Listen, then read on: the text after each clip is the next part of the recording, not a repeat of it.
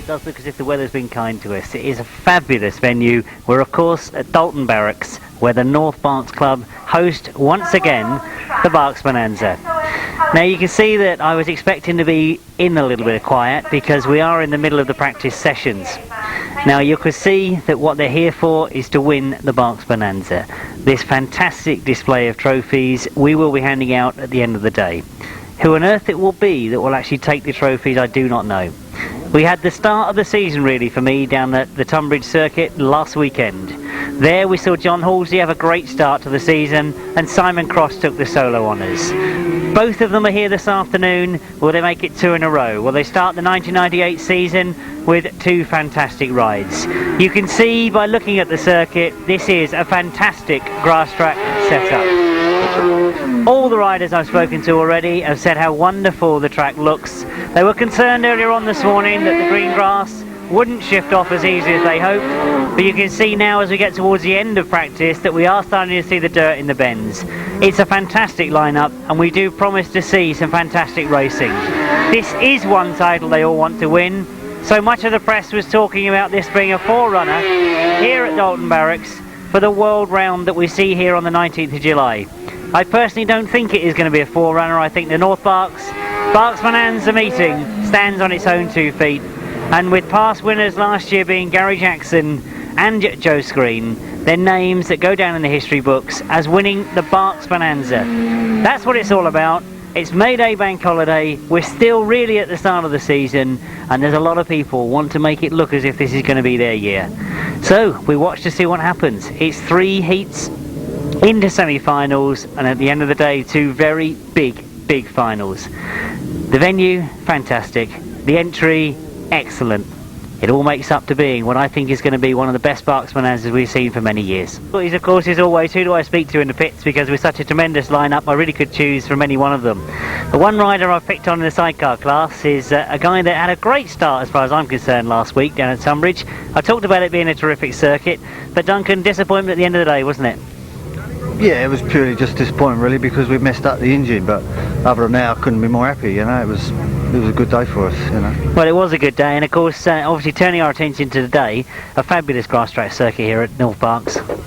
Yeah, it looks good. It's nice and big. It's a bit spinny at the moment, so yeah, we're all wondering how it's going to ride, but we just got to get out there and do our best, you know. Now looking at it from a spectator's point of view, it does look as if there's a few humps and bumps about. Is that true from a rider's perspective? Yeah, there is a few small little jumps, but yeah, I don't think going fast it's not going to be a problem. We're not going to worry about them. And from a spectator's point of view, as it stays as it is, even though it's slick, keep the dust down, at least they can see the racing. That's the main thing. Well, absolutely. I mean, conditions couldn't be better for us, but I suppose I've got to come back to what happened last week. You managed to get another engine in? Yeah, we had one laying in the shed. That's about all I can say. Well, we'll see how well it goes today. All the very best of luck, Duncan. Thanks a lot. Well, obviously, as I mentioned, I really could be having a word with all the competitors here this afternoon because it is a really very tight class in the 1000cc sidecars. But nothing better than grabbing hold of 2 riders that really are at the top of the sport at the moment. John Halsey, first of all, you had a win down at Tunbridge last week. The bike obviously in terrific condition. Yeah, the bike went very well. Yes, it's obviously nice to start off the season with a win.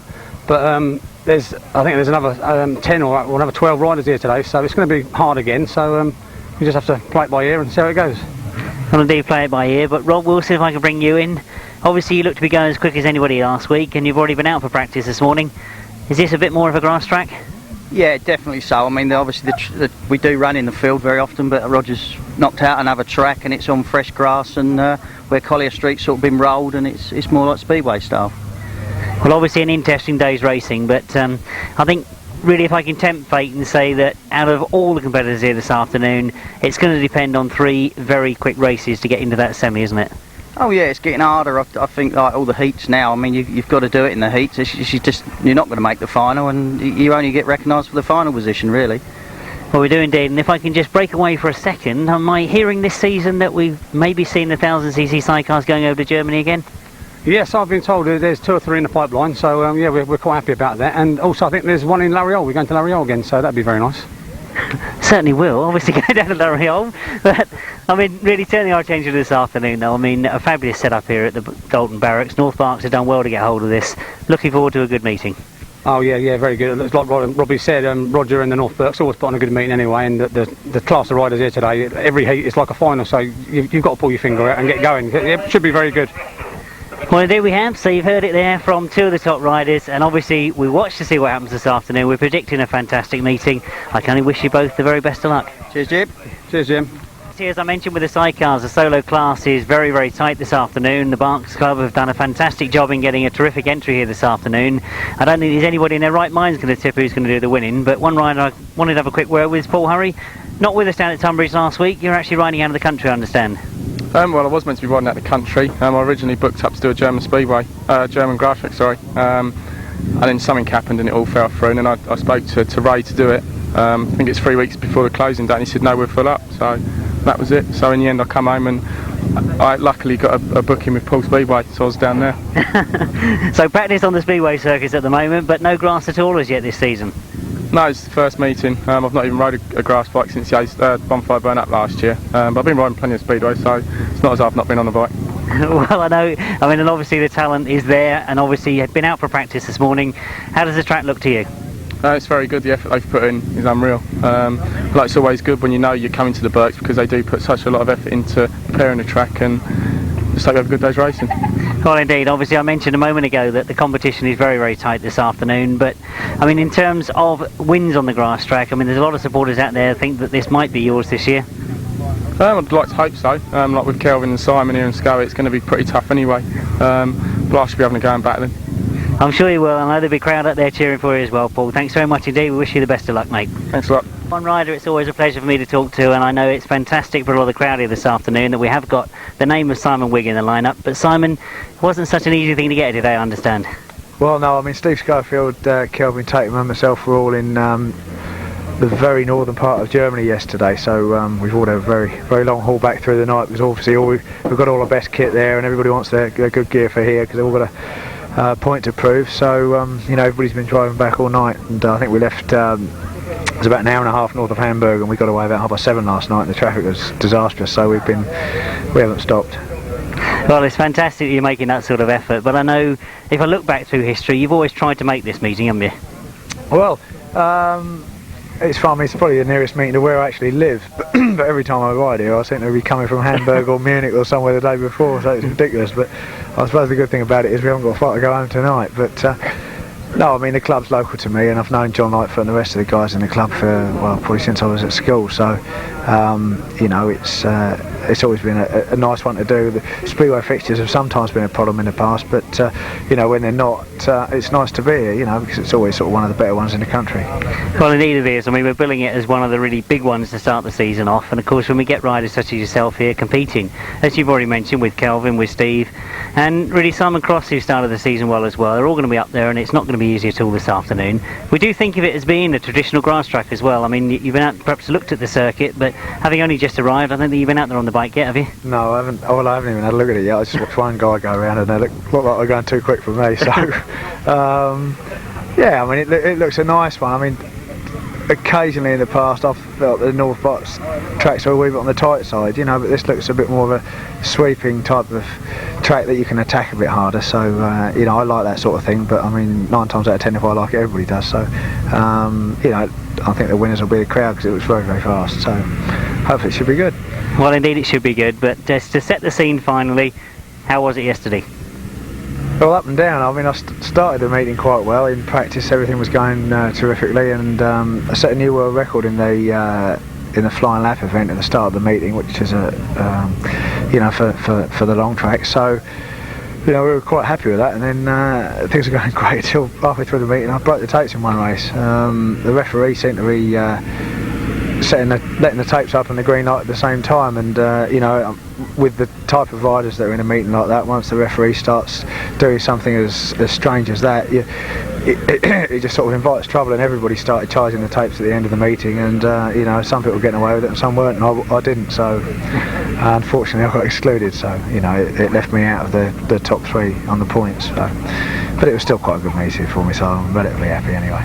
Well, indeed, and by the sound of it, if you set lap records and world records, it does sound as if machinery's in tip-top condition. Yeah, I mean, obviously it's probably a benefit for the people here, but Kelvin Tatum and myself both ride for Hans Zerk, and very often I think he uses us to gauge how things are going against each other. So I think he's got two good guidelines as to how well his bikes are going, and quite often he plays one against the other a bit, which can become frustrating sometimes for Kelvin and sometimes for myself. But generally, I think it brings us as a pair on better, you know, and really good. This is the main rival for the pair of us abroad. So I think having both of us in the same camp, it does make life harder for Gerd at the end of the day. So you know, but obviously when it comes to something like this, you know, Kelvin being Kelvin and the way he's been going, especially since he started concentrating on the grass 4 or 5 years ago, is obviously you know, a great guy to have around to really you know, have a go at. You know, it's certainly never an easy ride when you've got guys like him about.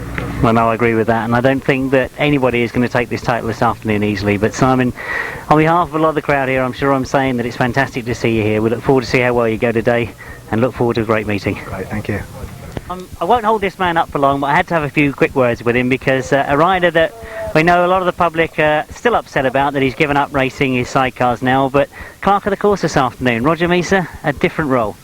Yeah, something I'm not cherishing very much at the moment, because I'm at the point where I've got to make a decision. Do I throw somebody out for knocking flags out, or do I remain friends for another 30 years with them? I don't know yet. It's a much more difficult job than people appreciate, and you know, Tim Lightfoot's been doing it before. I think I'm running this show with Tim's assistance mainly as practice for the international meeting, which we must get right. Well, I agree, you must get right. I mean, I've tried to say on the video that whilst we can use this as an exercise to see how the world round's going to go, really the Berks Bonanza itself stands on its own 2 feet, doesn't it? The guys really do want to win this title. Well, that's right, they do. Well, it says everything when we've got Simon and Kelvin here, you know. Unfortunately, we haven't got Jeremy here. He's broken his arm, I believe, in Germany. We've got Simon Cross here, and all the good national boys. You know, they should all get a mention, but I'm afraid I can't remember them all. You can't remember them all. I've been saying is that the lineup is, I really couldn't predict who's going to do any winning this afternoon, because we have got, as you've really alluded to, really the best in the country, haven't we? And not forgetting the 1,000 chairs, there is a tremendous lineup and a great atmosphere at the moment in the 1,000 chairs. Well, that's right, but don't lose sight of the fact, Jim, that one of those stars might not make it, because if he knocks one flag over, he's out. Well, on that note, I'll leave it. There's a different role for Roger Misa, but obviously an interesting one today. Thanks, Jim.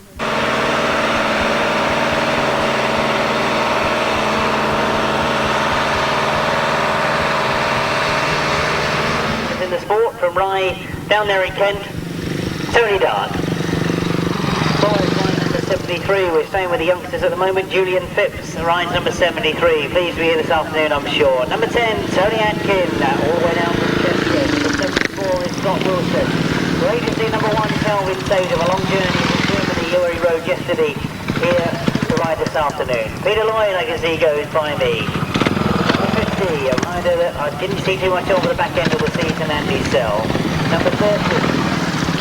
Going past there is Malcolm Simmons, and number 25, not to be missed, is Simon Wigg. Mark Edwards getting in amongst them in the sidecars. James Fortheray is 169. Mike Dowley, one of our reserves, is number 282. I'm sure you can pick them out yourselves as they come round. Number 14 is Simon Cross, had a win down at Tunbridge last week, as we all saw. Number 64, one of the reserves that does get a ride, is Chris Malone.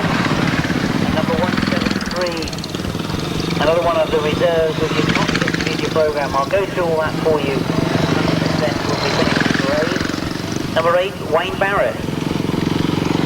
Number 7 is Mitch Godden. And I'm pleased to see that we did see number 3, Steve Schofield, go through. So all 3 of them that rode in Germany yesterday, Kelvin Tatum, Steve Schofield and Simon Wigg, have made that horrendous 18-hour journey here to ride this afternoon. Start looking at the sidecars. Great to see last year's winner, number 23, Gary Jackson and Mick Stacer here. They'll be trying to win it again, obviously. Number 60, up from Cornwall, is Richard Thomas and Kevin Woodley. Had a good season last year, and we'll be hoping to finish that. Number 74 is Duncan Torres and Will Jones. Had some good rides last weekend at Tunbridge. Unfortunately, an engine, but he says he's managed to find another one. We'll see how that one goes. Number 12 is Tim Bennett and Steve Hargreaves. Number 184 with a change of passenger this afternoon is John Hiscock and Jason Gill. Number 1, Craig Cheatham and Clive Reynolds. Number 13 is John Halsey and Jason Glenie. Had a terrific start to the season with a win at the Battle of Britain.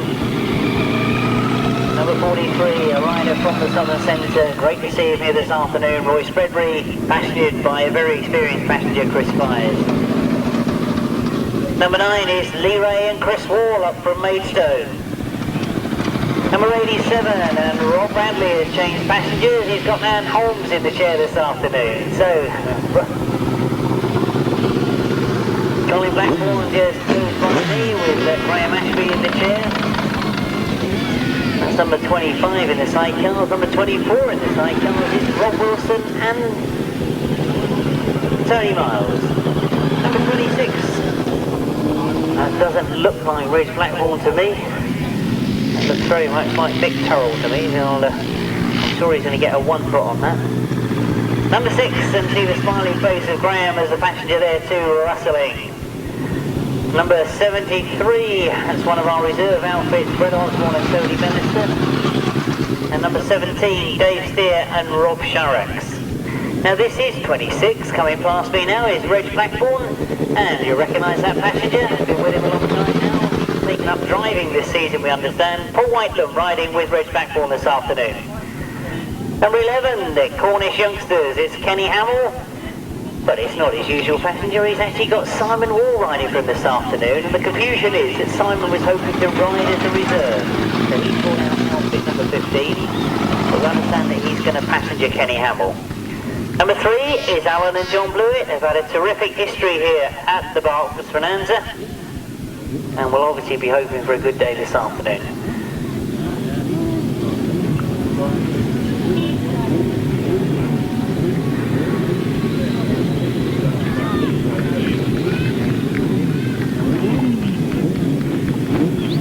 So that's all the riders that have... Is there anybody that has got any gripe whatsoever with the track?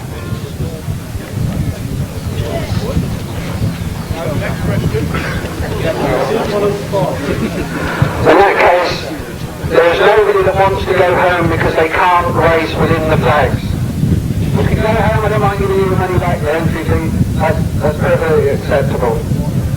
What I am going to say is that I did have a big speech prepared about course cutting, and I think we all know why.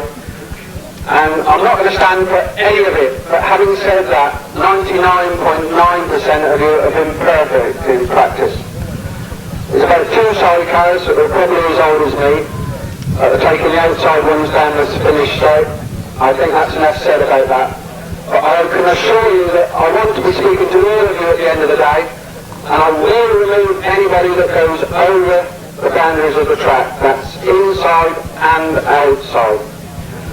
The marshals are going to be reporting to Tim and I over who they do. They will not be responsible for removing anybody. I will have to see what goes on. And I can assure you I'm going to be trying very hard to see it.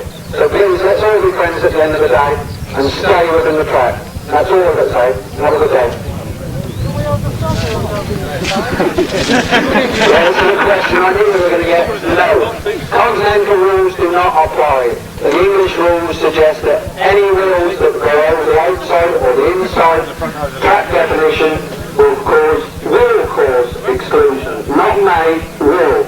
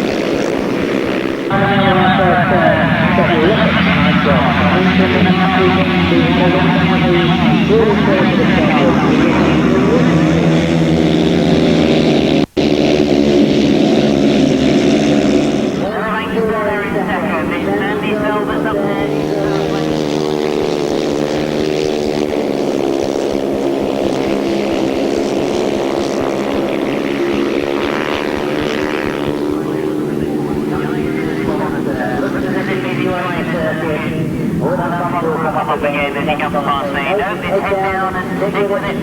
Make sure the lane's still there in second.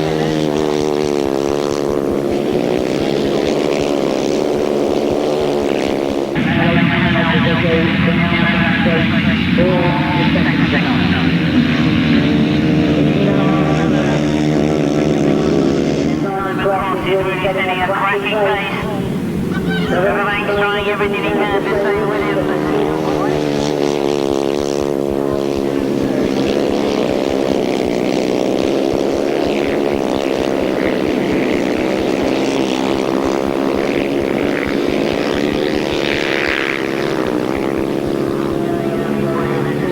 Second place is a win for Simon Cross. Everything gets second place. And he's now gets the last property ball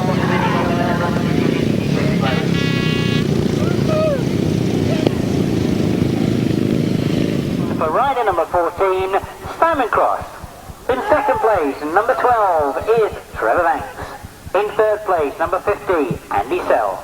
In fourth place, number 83, Phil Ashcroft. Fifth place, number 32, Colin Earl. Sixth place, number 169, James Cawthorey. And seventh place, number 18, is Ricky Scarborough. Eighth place finisher there, number 282, the reserve Mike Dowling. And the winning time, 1:35.79.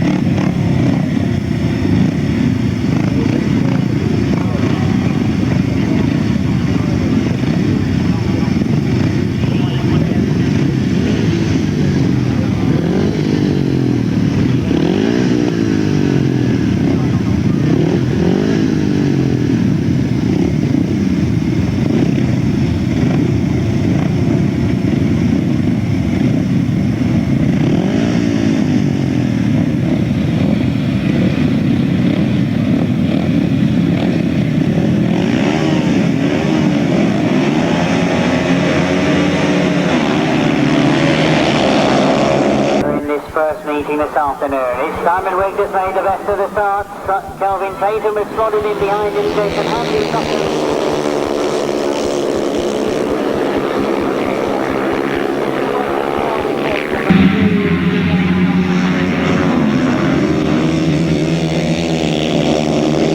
Kelvin Tatum gets closer to him as he comes off the bottom turn. Jason Handley still there in third. It's Tony Atkins who's challenging Jason Handley.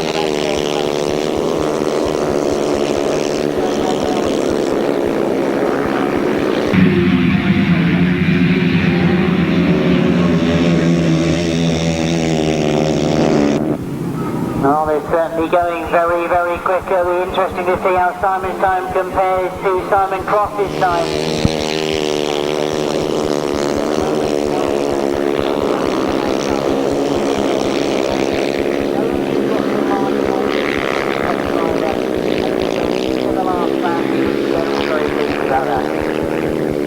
One more lap to go then for Simon Wigg's first outing this afternoon. Kelvin Tatum can do nothing about it at the moment.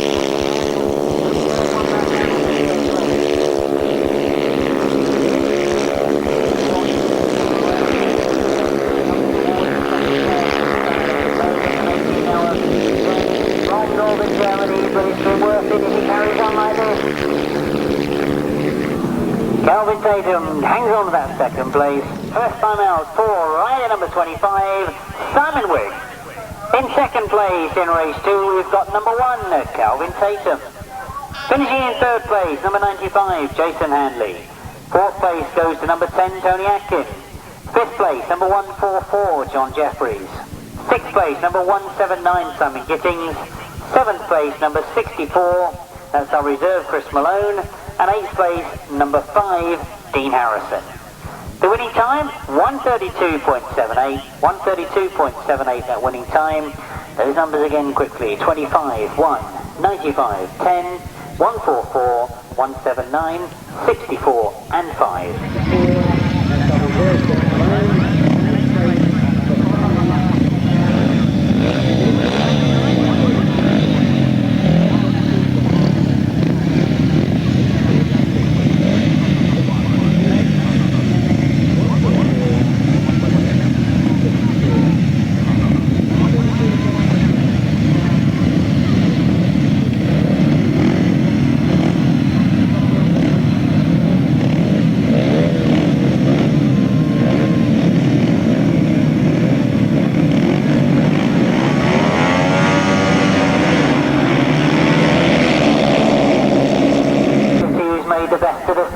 Quickly before Hurry has Paul the Scott to the front. Trevor Eden, Dean Camia breaking in the second place.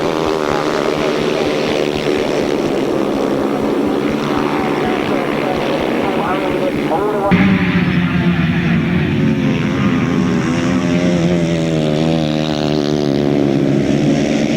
Getting a cracking pace as they come past me.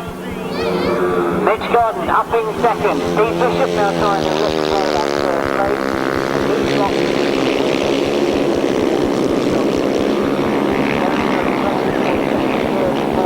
They really are backing it out there. But no question about the leader. Paul Hurry in terrific form. He told me this morning that this is his first grass track this year. He said he hopes that all the things that he's doing will put him in good stead. I'm sure that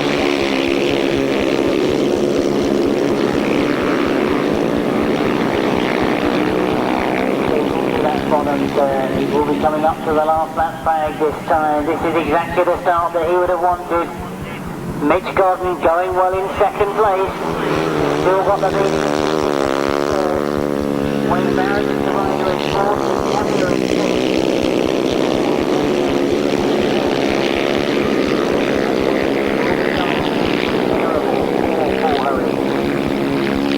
He takes the checkered flag, so first time out Paul Hurry takes the win. It's going to be close to the line for second. Steve Bishop's having a go on the inside. That really was close on the line. That's one for the line judge to decide between Mitch Godden on the inside and Steve Bishop on the outside. A win for rider number 86. That of course is Paul Hurry. In second place, number 34, Steve Bishop. In third place, number 7, Mitch Godden. In fourth place, number 8, Wayne Barrett. In fifth place, number 44, Dean Camia. In sixth place, number 19, Trevor Eden. 7th place, number 74, Scott Wilson. 8th place, number 68, John Sims. And the winning time, 1:36.66. 1:36.66.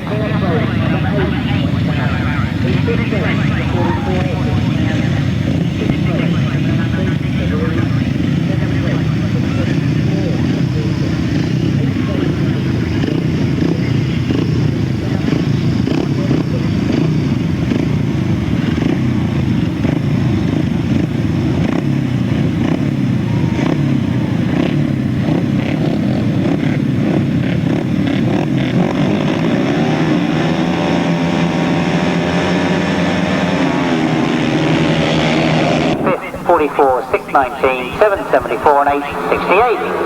We get underway and we're with race 4 already. We're into that first turn. It is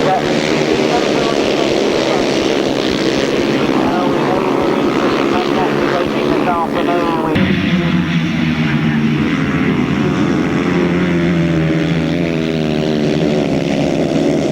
For the second time, chasing after him in second place is number 47, our Dutch rider, Mick Green.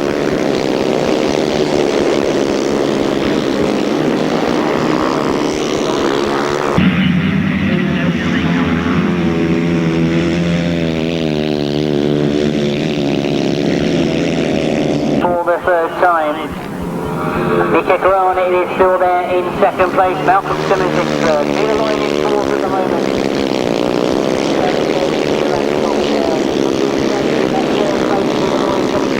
Closer to Malcolm Simmons.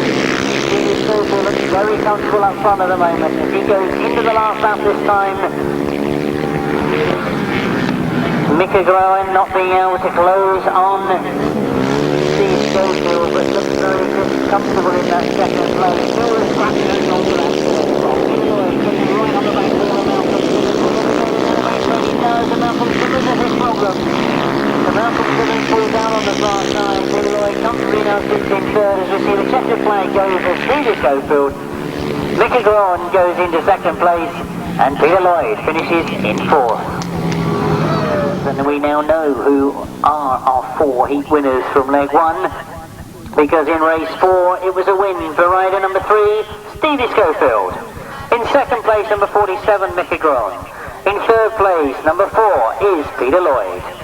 In fourth place, number 711, that's Darren Pugh, the reserve coming in. In fifth place, number 71, Tony Dart. In sixth place, number 73, Julian Phipps. In 7th place, number 36, Mike Topless, and the winning time 1:35.47. 1:35.47.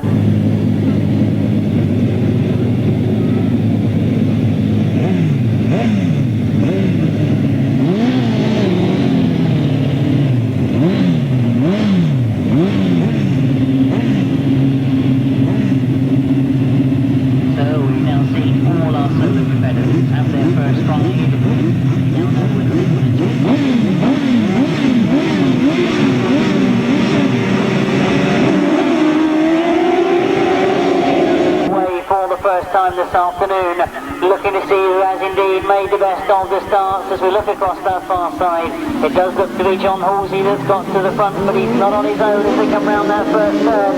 John Halsey and Jason Glenie do in fact lead, but close to them is John Hiscock and Jason Gill. Problems for Richard Thomas as he comes past me, but John Hiscock is staying right there with John Halsey. And as they stream up the back straight, it's rustling and Graham Ingler in 3rd place going after John Hiscock.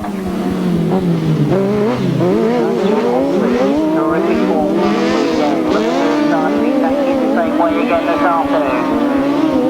John Halsey and Jason Gill being chased by Russell and Graham Ing. And looks as if it's going to be a real battle for that 2nd place. And real problems for Richard Thomas as he pulls off and heads back towards the pits. But keep your eye on that 2nd place, because as John Halsey and Jason Glenie start to pull away, those two outfits in 2nd and 3rd, John Hiscock and Rustling are getting much closer, and Rustling starting to have a go. Has he found a gap on the inside? He certainly has. John Hiscock doesn't want to let him through though. He tries to go the long way round. They're still together as they come out of that bottom turn. As they go up the back straight, John Hiscock will have a very quick line into this top bend. The bends are certainly wide enough to go in wide. Rustling, holding it tight, trying to keep a fast exit as he comes towards the checker flag. John Halsey's taking the win and Rustling gets 2nd place. So a terrific start to the day in the sidecar racing for John Hiscock and Jason Glenie. They take a very comfortable win. Then after a great scrap, Rustling gets that 2nd place. Bonanza, it's the first of the sidecars, and it's a win for outfit number 13, John Halsey and Jason Glenie. In 2nd place, and they had to fight their way through to get it, number 6, it's Rustling and Graham Ing. In 3rd place, number 184, John Hiscock and Jason Gill. In 4th place, outfit number 9, Lee Ray and Chris Wall. In 5th place, number 17 is Dave Steer and Rob Sharrocks. And 6th place, unfortunately with problems, number 60 is Richard Thomas and Kevin Woodley. 1:31.94 is the winning time. And 60 if you missed any of those. 1:31.94 was the winning time.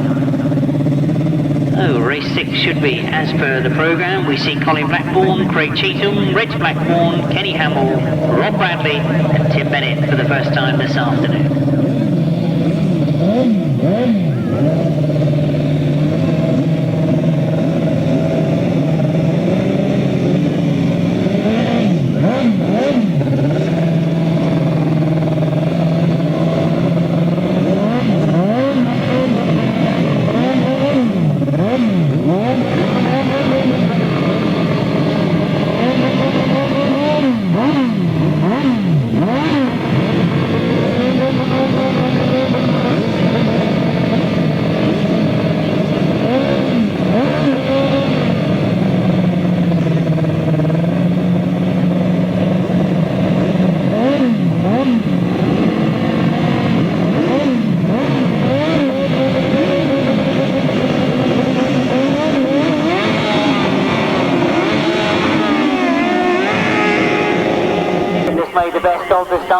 Inside gate.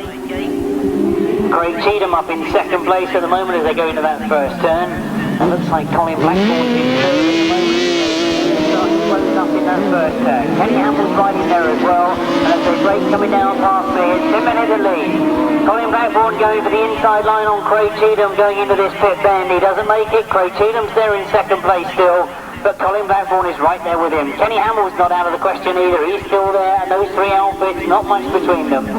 But Tim Bennett and Steve Harbury. They look to be in terrific form at the start of the 1998 season. And as they lead going past me. We watch to see if this battle will develop for second place. Craig Cheatham and Clive Reynolds have still got that second at the moment. Colin Blackburn and Graham Ashby still in third place at the moment. Kenny Hamill and Simon Wall still holding fourth. I'm sure that Kenny Hamill wants to do something about that road again. Colin Blackburn as they got towards that top man. Tim Bennett still looks very comfortable in the front of the field. He's gone into his last lap. Watch that battle for third place though. Kenny Hamill again has gone in very quickly on the pit bend. He's got a good angle going up the back straight. He'll be driving hard now, looking for a gap on the inside. He's found it. Into the top turn. Colin Blackburn won't give up though. He's got a long way round on that top turn, so it's again going to be a fight for the line as Tim Bennett plays to win. Craig Cheatham in second, and Kenny Hamill's got that third.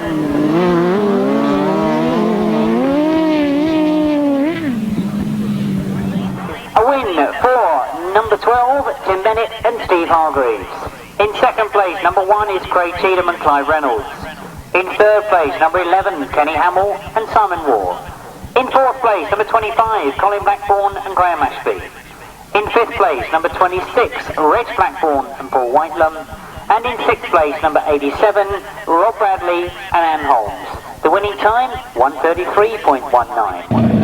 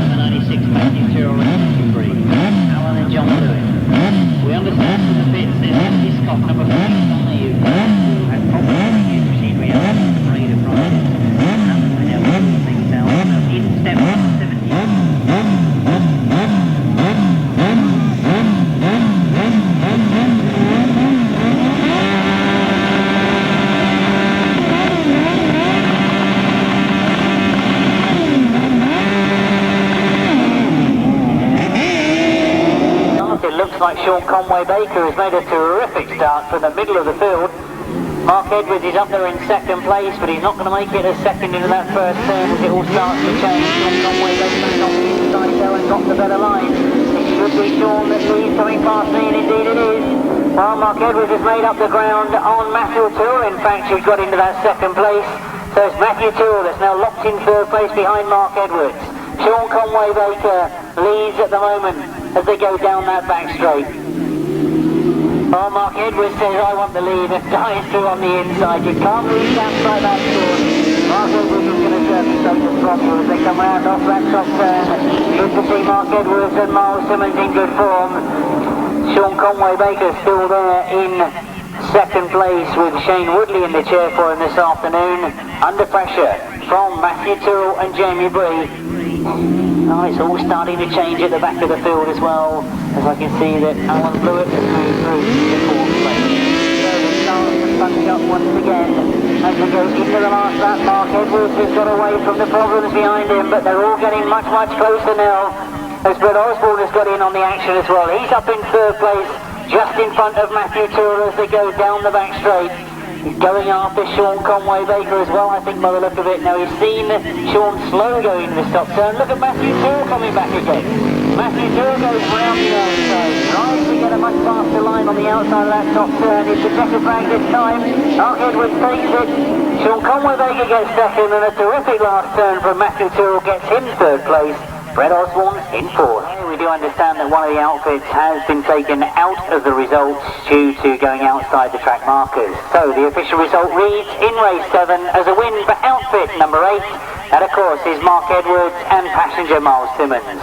In second place was number 71, Sean Conway Baker and Shane Woodley. In third place, number 73, that's Brett Osborne and Tony Bemister. In fourth place, number 3, Alan and John Blewett. And in fifth place, number 43, That of course is Roy Spreadbury and Chris Spires. No sixth finisher therefore. The winning time 136.81. 136.81. You should have in first number 8, in second 71, in third 73, in fourth number 3, and in fifth number 43. Unfortunately number 96 Matthew Tyrrell, going outside the track markers, been excluded from that result.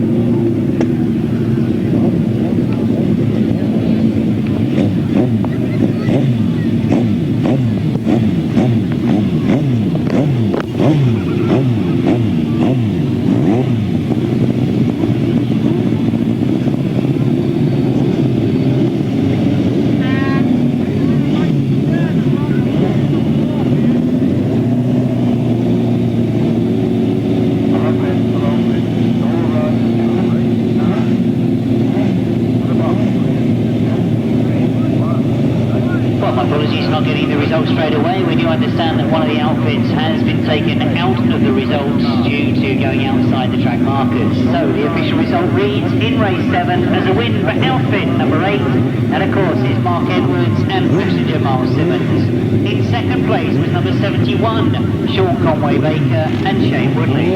In third place, number 73, that's Fred Osborne and Tony Bemister. In fourth place, number 3, Alan and John Blewett. And in fifth place, number 43, that of course is Roy Spreadbury and Chris Spires. No sixth finisher therefore. The winning time 136.81. 136.81. You should have in first number 8, in second 71, in third 73, in fourth number 3, and in fifth already on the line, ready to go. And all the track markers being replaced. And the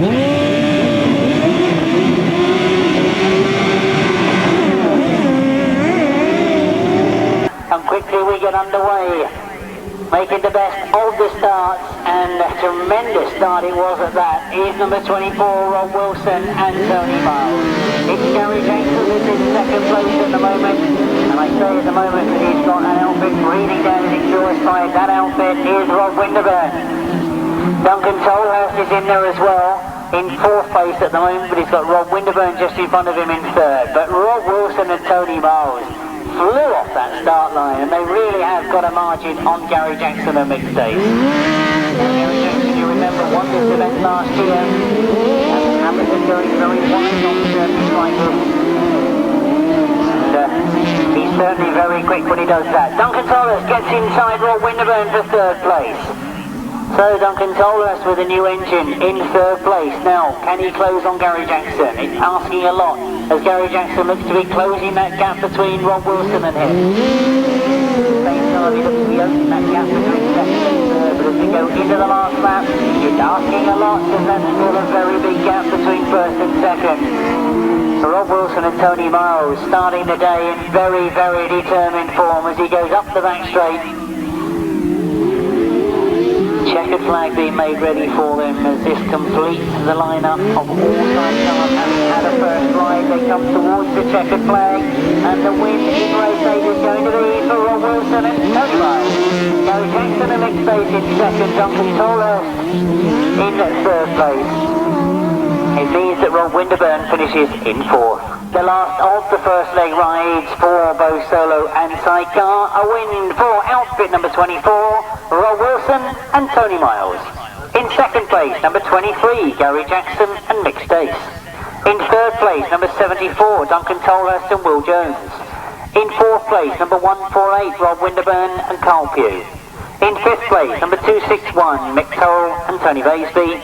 And in sixth place, number 16, Mark Sharrocks and Kevin Fuller. The winning time was 133.19, 133.19, 24, 23, 74, 148, 261 and 16. 133.19, that winning time.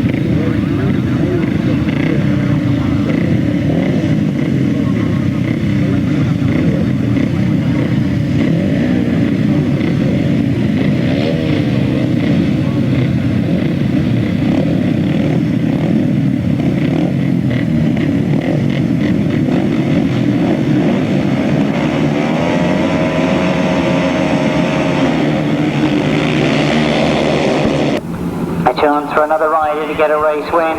As they get underway and go past me for the first time, it is Kelvin Tatum that gets to the front.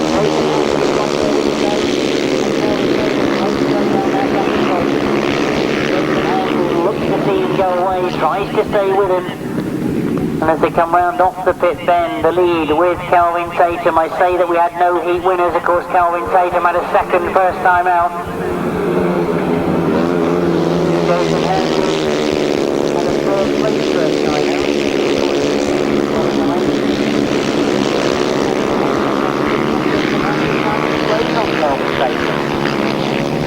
Well, that gap certainly is smaller than it was the lap before. Can Jason Hanley catch Kelvin Tatum? So Ashcroft is leading the battle in third from Mitch Gott.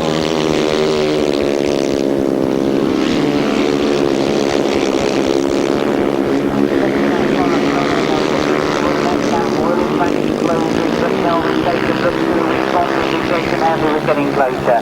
He turns the power back on. One more lap to go for Kelvin Tatum. Jason Hanley still there in second. So Ashcroft is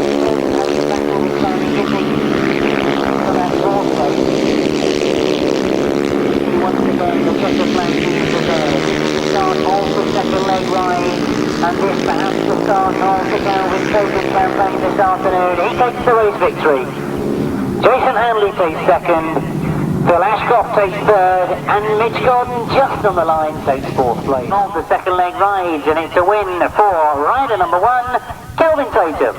In second place, number 95 is Jason Hanley. In third place, number 83, Phil Ashcroft. In fourth place, number 7, Mitch Gordon. In fifth place, number 179, Simon Gittings. Sixth place, number 34, Steve Bishop. And seventh place, number 73, Julian Phipps. Eighth place, 282, Mike Dowling. The winning time, 133.85. 133.85, that winning time.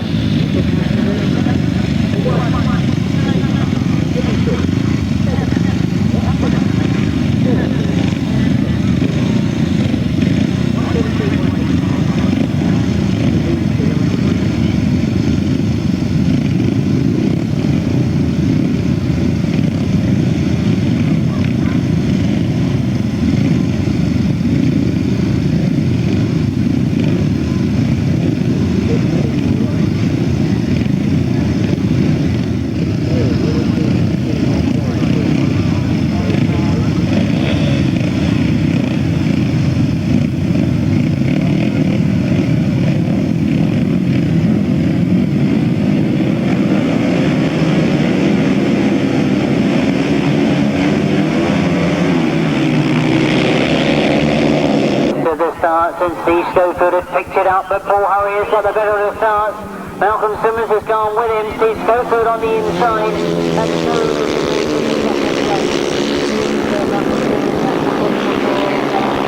Paul Hurry going away, and Steve Schofield closed the gap. He had it all over the show coming off that start line. Paul Hurry made an excellent start from the inside gate, but now Scully's going after him.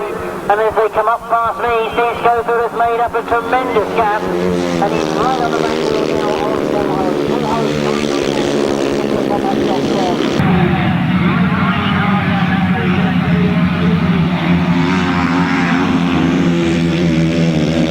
Very quick on this bottom turn and closes right up on Paul Hurry as he comes past me. So perhaps that's where the challenge is going to come as they come towards the line. Malcolm Simmons.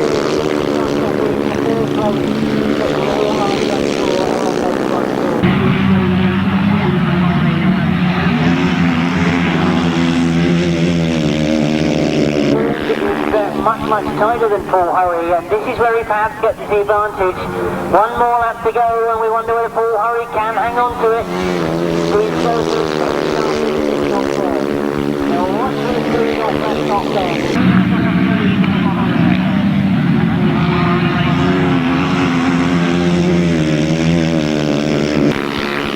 Comes out wide, he comes up towards the checkered flag, he knows he's done enough. He takes the win, Steve Schofield in second. So Paul Hurry with 2 rides and 2 wins. Steve Schofield, a win and a second place. In the battle of the 2 riders that had wins first time out. And the winner in race 10 was of course number 86, Paul Hurry.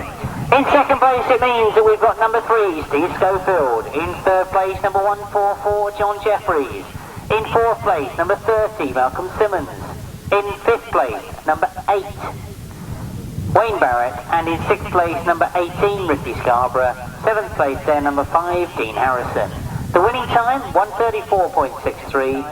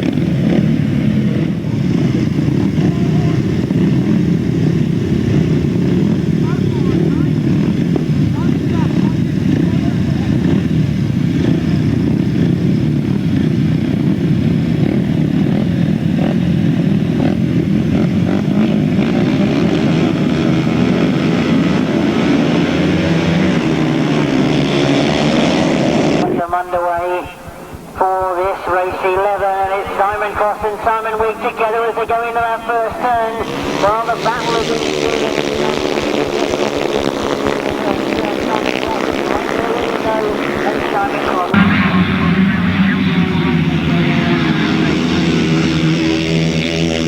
he looks very, very quick indeed. As Simon Cross takes a much tighter line and tries to stay with him. Trevor Banks leads in third place from...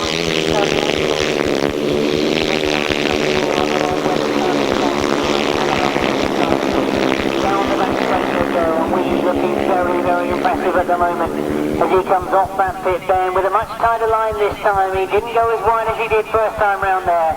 Simon Cross has stayed in second. Trevor Banks in third. Tony Atkins in fourth. Tony Hart is up there in first, and he's in third with something else. So a good ride from Tony. If you look across that last aisle, will anybody be able to stay with Simon Wigg? It's fantastic that he rides this Berks Bonanza event. We get used to seeing him here at Abingdon. Simon Cross, who had a win first time out, he also had a win last week. That will rip. No one can come with at the moment. The flag is made ready. Means that Simon Wigg is going to come to the line for his second win from just 2 rides. Oh, the battle for third was ending up getting a lot closer than they looked to, but Trevor Banks got third place from Tony Atkins. The battle of Simon Wigg and Simon Cross, it was won by Simon Wigg. Number 25 then goes in first place for race 11. In second place, number 14, Simon Cross. In third place, number 12, Trevor Banks. In fourth place, number 10, Tony Atkins. In fifth place, number 71, Tony Dart. In sixth place, number 711, that's Darren Pugh. And in seventh place, number 169, James Cortheray. The winning time was 1:34.78, 1:34.78.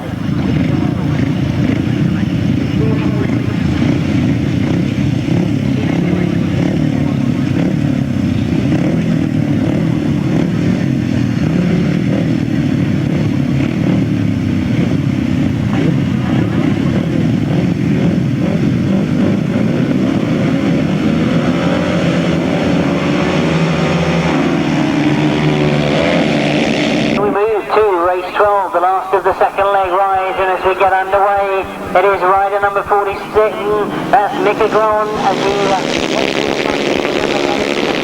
first time out, from Holland.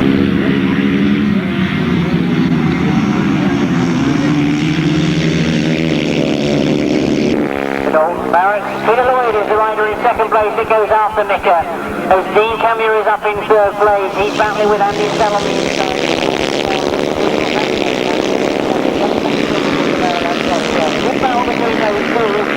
And perhaps the battle developing. Can Peter Lloyd catch Mick Agron as he goes into this pit turn 4?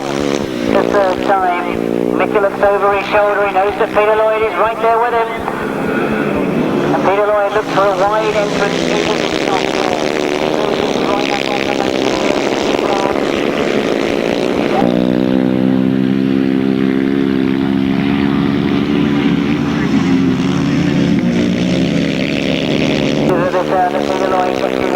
One more lap to go.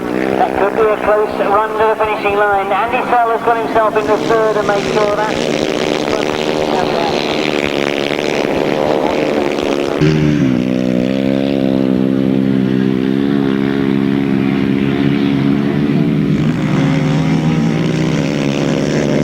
This time it means that Peter Lloyd has got to go for the outside line. He doesn't do it though.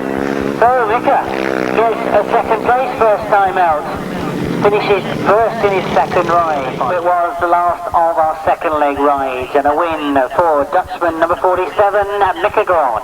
In second place, number 4 is Peter Lloyd. In third place, number 50, Andy Sell. In fourth place, number 44, Dean Camier. In fifth place, number 68, John Sims. In sixth place, number 19, Trevor Eden. And in seventh place, number 74, Scott Wilson. The winning time was 1:36.85. One more that had wins first time out. We've had second wins for Simon Wigg and Paul Hurry. Only two that maintained the maximum through the 1998 Berks Bonanza. We move then to the sidecars. As we look to race 13, remind you that Neil Hiscock has pulled out with mechanical problems.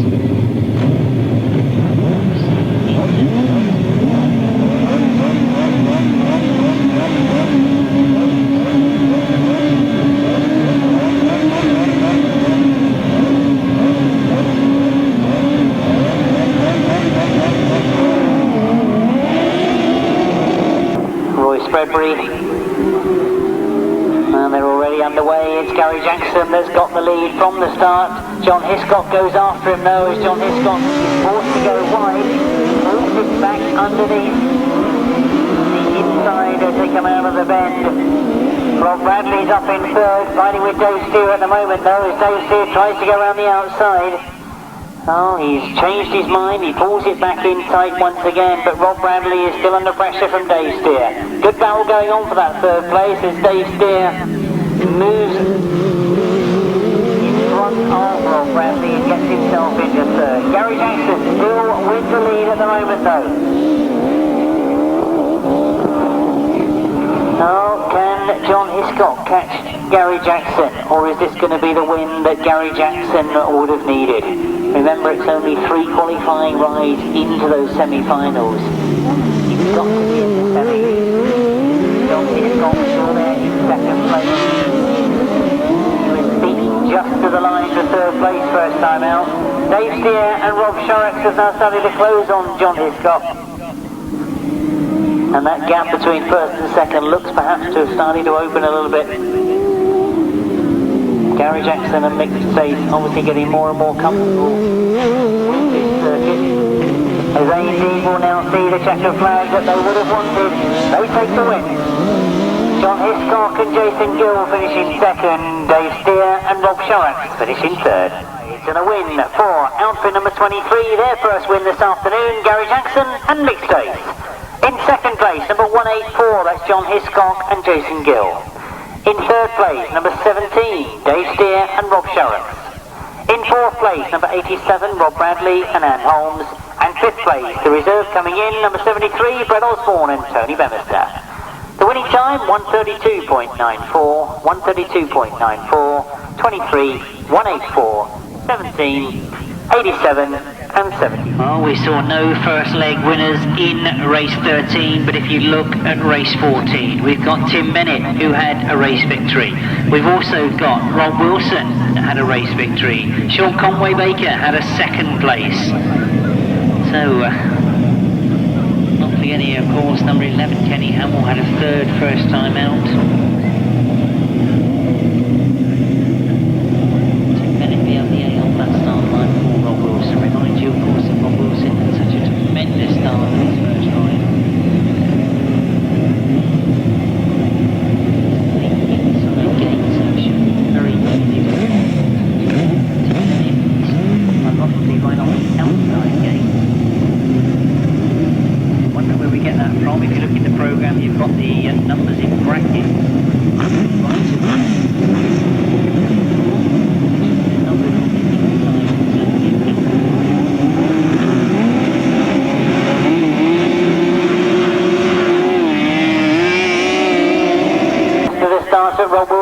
the racing circuit sooner, and Rob Wilson gets the advantage going up the back straight. Tim Bennett stays with him though, as it's those two that go into that first turn. Rob Wilson holds the tight line coming round that first turn. Tim Bennett has followed him round and stays in second. Sean Conway-Baker in third. Alan Blewett in fourth at the moment.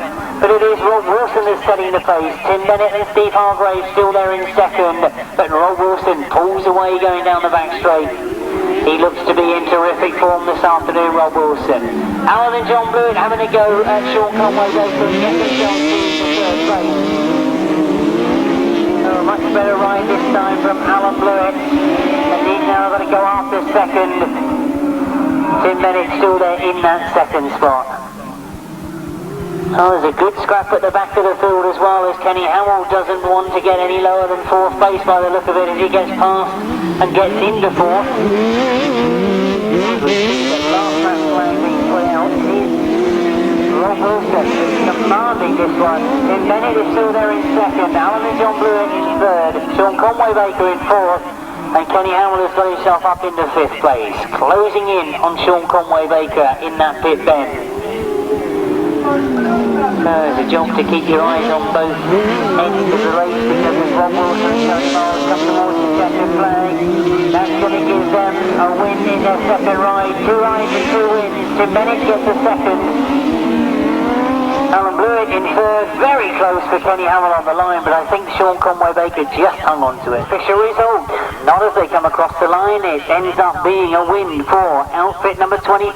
That's his second this afternoon, Rob Wilson and Tony Miles. In second place was number 12, Tim Bennett and Steve Hargreaves. In third place is number 71, Sean Conway-Baker and Shane Woodley. In fourth place, number 11, Kenny Hamill and Simon Wigg. In fifth place, number 16, Mark Sharrett and Kevin Fuller. The winning time, 1:31.53.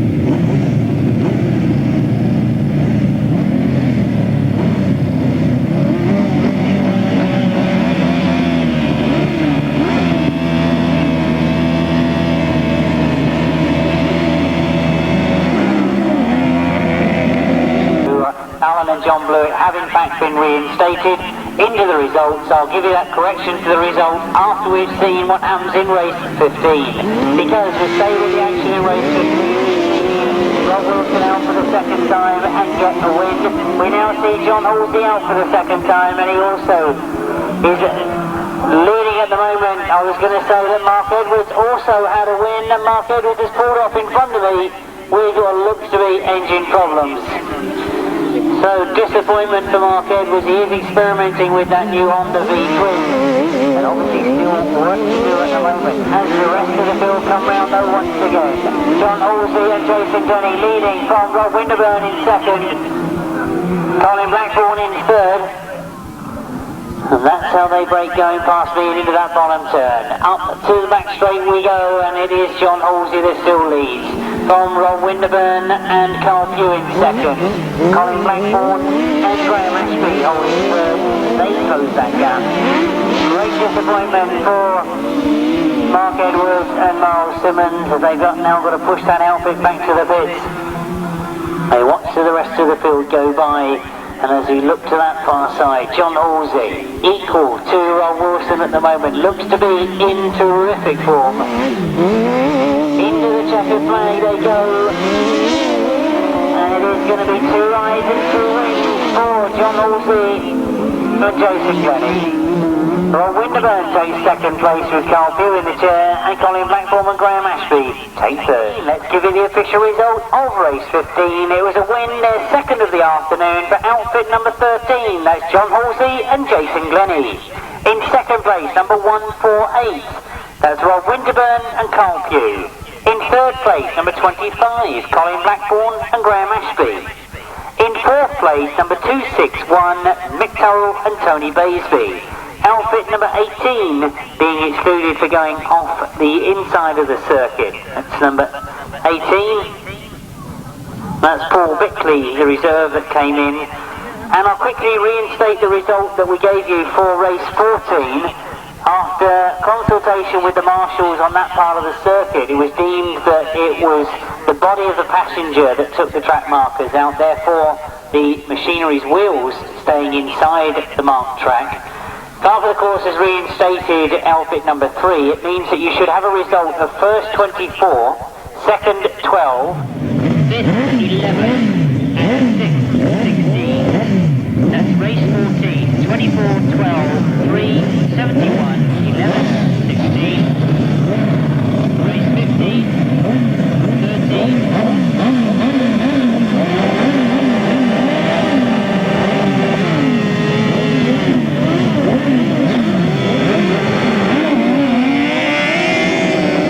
If somebody's lost the Sanford Springs Gale Force Motorsport cap, somebody's very kindly handed it in here. Let's stay with the racing though. It's race 16, the last of the second leg ride, and we're already into that first turn as they come down past me for the first time. It is Lee Ray that's got to the front.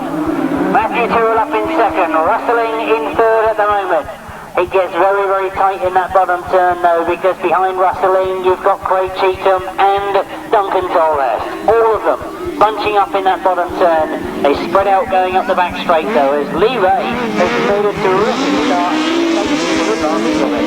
Lee Ray and Chris Walder come down past me. Rustling, fighting to get on the inside of Matthew Tyrrell. Was there a gap there? Well, Rustling certainly found one as he's got in front of Matthew Tyrrell. Matthew not giving up though, as he chases after Rustling on that bottom turn.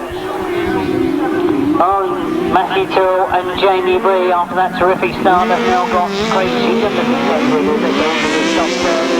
He's getting closer and closer. There's one more lap to go for Lee Ray and Chris Wall, leading from Rustling and Graham in second. While Duncan Tolhurst is now getting in on that battle as well. There's a terrific scrap going on for that third place.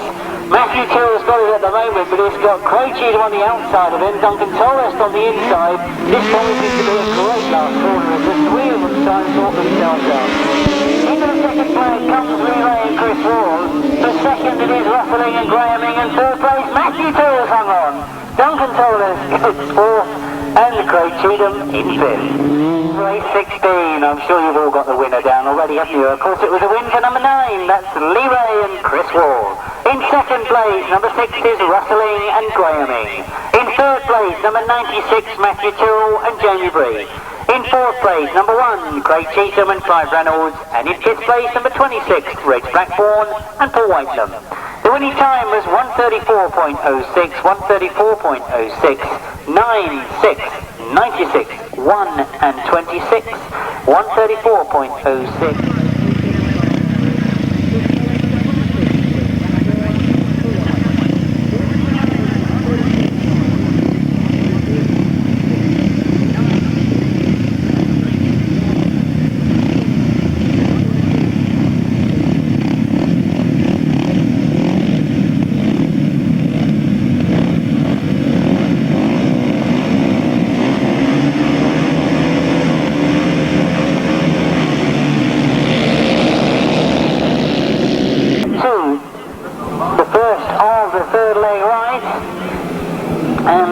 In action as fast and furious as it is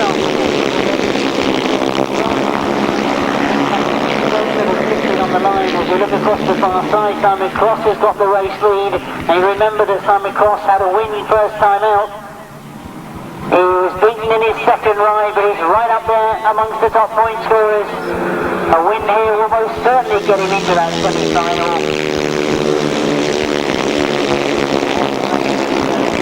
The rest of the field in second place at the moment. In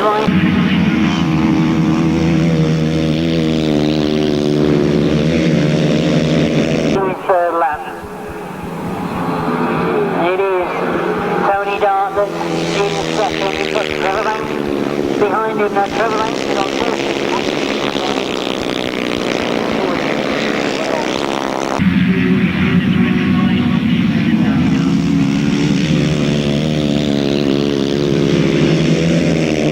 One more lap to go. Tony Dart reacts, stays with Trevor Banks. He's not going to let Trevor have it easily. Trevor Banks looks to go the long way round on that. Tony Dart not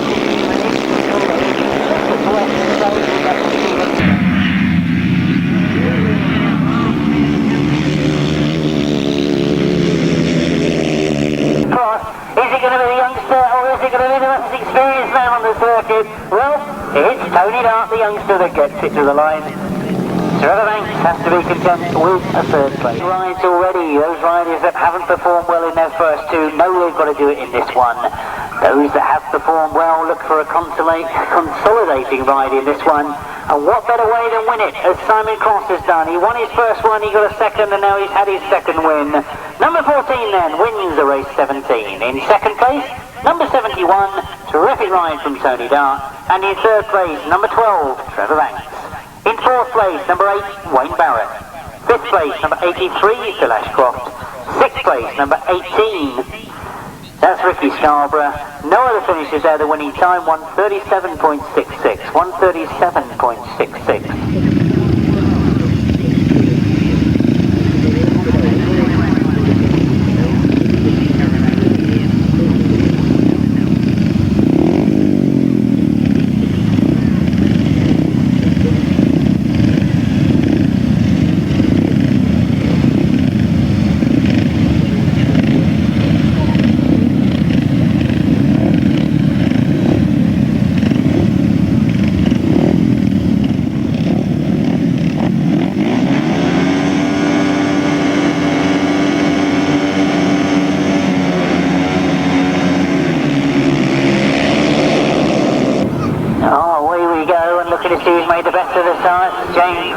James Cortheray was right up there as well. There's 3 or 4 riders coming together as they go into that first turn.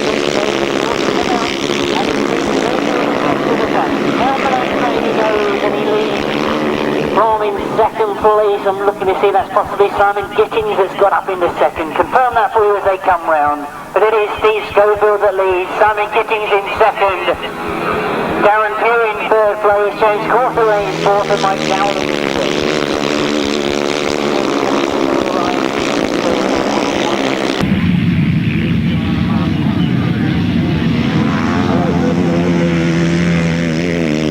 Worked all the points out, of course. And Scully looking to be in terrific form. I'm sure he's got plenty of supporters around the circuit. They'll be cheering him on as he goes down the back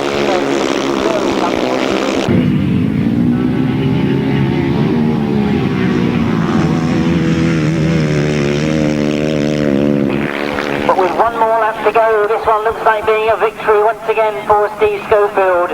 It'll be his second of the afternoon.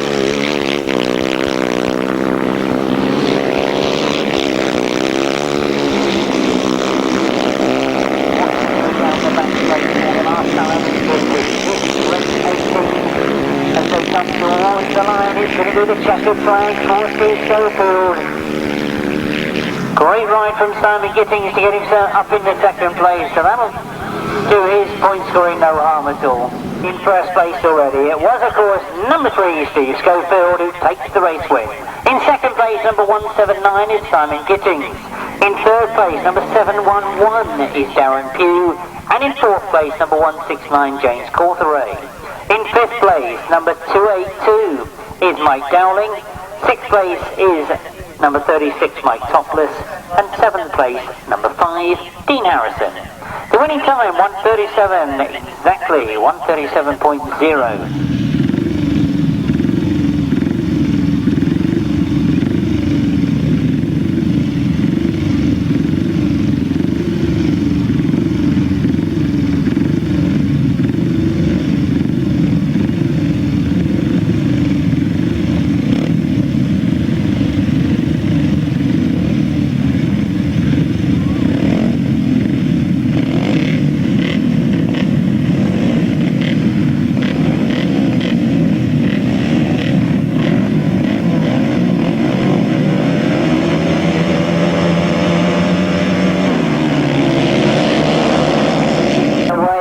who's made the best of the start. Paul Hurry, I can see, has got to the front, but Calvin Tatum is right there with him. It's those two to go into that first turn. Paul Hurry heads down the round.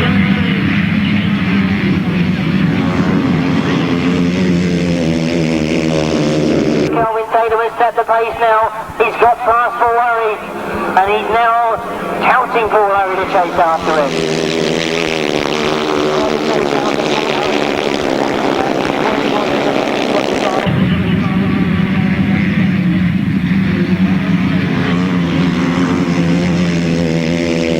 In that first ride, looks to have got it sorted because he's looked in terrific form in his second, and now this is third ride.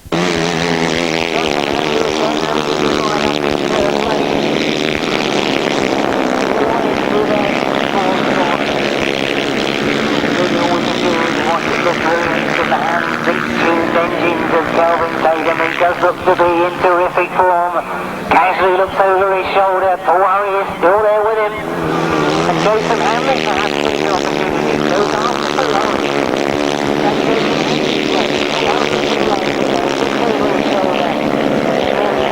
Hamlin would have his second place in this last qualifying ride. Just for a moment, lost concentration, realised that Jason Hamlin was getting close. Terrific ride from Calvin Tatum. Paul Hurry finishes in second place. So Paul not keeping the maximum. 2 wins and a second place, and a terrific ride once again from Jason Hamlin. Still with the third leg rise, and next time we'll see them will be in that semi-final, making a place there most definitely the winner of race 19, number 1, Calvin Tatum. In second place, number 86, Paul Hurry. In third place, number 95, Jason Hamlin. In fourth place, number 10, Tony Atkins. In fifth place, number 4, Peter Lloyd. In sixth place, number 144, John Jeffries. Seventh place, number 19, Trevor Eden. And eighth place, number 73, Julian Phipps. 1:35.03, that winning time.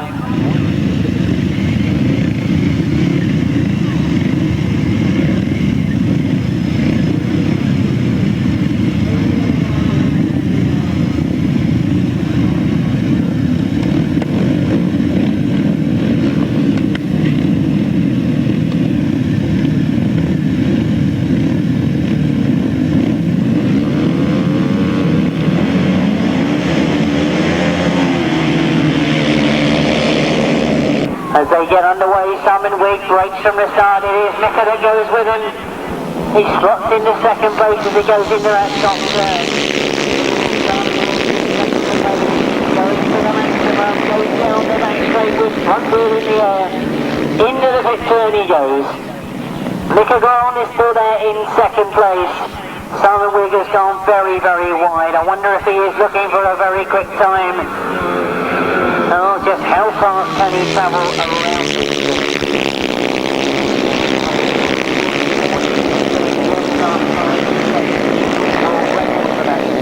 the fastest flying lap they've ever seen on that circuit in northern Germany. And he really is in top form. Mika Goron from Holland doing nothing about it at the moment.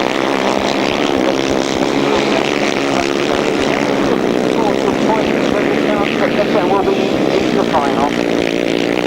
One more lap to go for Simon Wigg. Looks over his shoulder. Is he going to make the 1998 Berks Bonanza?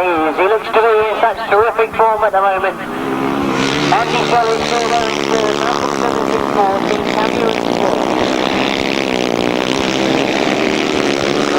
Number 17, starting to talk about whether Calvin Tatum was not fast enough the afternoon goes on. Will it be a battle between these two? Let's go say something for the final. We'll have to wait and see. But one thing for sure, race 20 has been won by number 25, Simon Wigg. 3 rides and 3 wins. Win his third of the afternoon for number 25, Simon Wigg. In second place, number 47 is Mickey Groen. In third place, number 50, Andy Sell. In fourth place, number 30, Malcolm Simmons. And in fifth place, number 44, Dean Camier. In sixth place, number 74, Scott Wilson.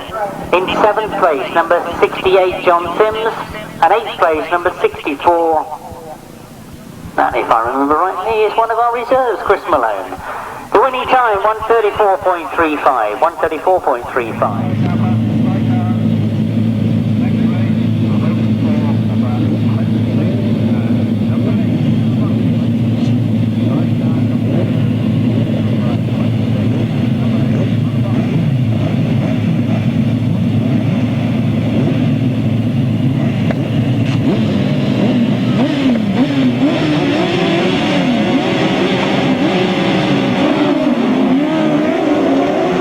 Get underway, breaking from that line on the far side, and looks like Brett Osborne has made the best of the stars. Alan Blewett comes back at him though. They sort themselves out. Brett in, of course, for number 45, Neil Hitchcock, who had problems. It was Brett that had got to the front. He's got two outfits that have gone by him though before they got to me. Alan and John Blewett have got to the front. There's John Hiscock in second, Duncan Tolhurst in third. So that's how they've sorted themselves out, and this is a much, much better ride from Alan Blewett. John Hiscock has been scoring really well this afternoon. He's got 9.22 rides. So a good ride here will get him certainly in the semi-best. Let's say that Duncan Tolhurst goes by him. Oh, Duncan Tolhurst, who hasn't scored so well, knows he's got to do well in this one to stand any chance of getting into that semi-final. He goes up the back straight and now looks to be chasing after Alan and John Blewett. Well, a much, much better ride this from Alan Blewett as he comes down past us to take the last man flag this time. Duncan Tolhurst still there in the second place. John Hiscock not able to do anything about it at the moment.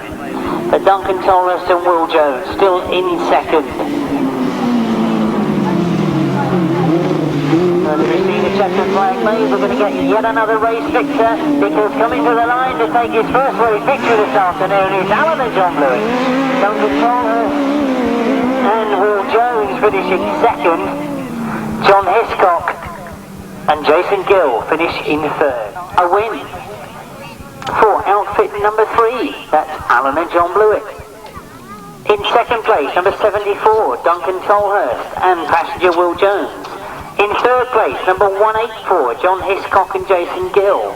In fourth place, number 73, that's Brett Osborne and Tony Bemister. Fifth place, number 16, that's Mark Sharrocks and Kevin Fuller. And sixth place, number 18, Paul Bickley and Paul Silver. The winning time, 1:33.97. You should have for race 21, 3, 74, 184, 73, 16 and 18. 1:33.97. We move to race 22. We look for Mark Edwards as he gets the machinery going again.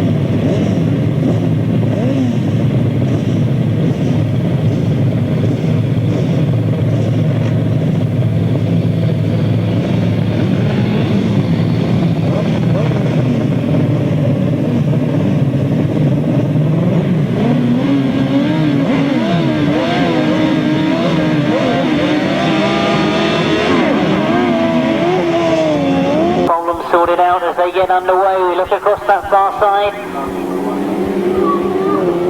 Quickly looking to see who it is that's got to the front as they sort themselves out on that first turn. Rustling is in there in second place.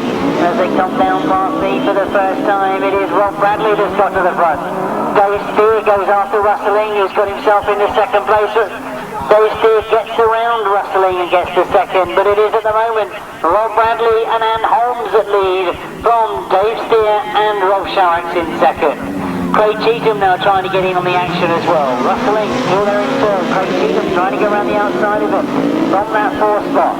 But Dave Steer perhaps has got visions of getting a race win here. Chases after Rob Bradley. He's certainly not letting Rob get away from him as he goes around that bottom turn. But Rob Bradley reacts. Now Dave Steer perhaps is quicker up the back straight. Gap closes going into this top turn. Dave Steer is closed right up on Rob Bradley's back wheel. He's gone a long way round.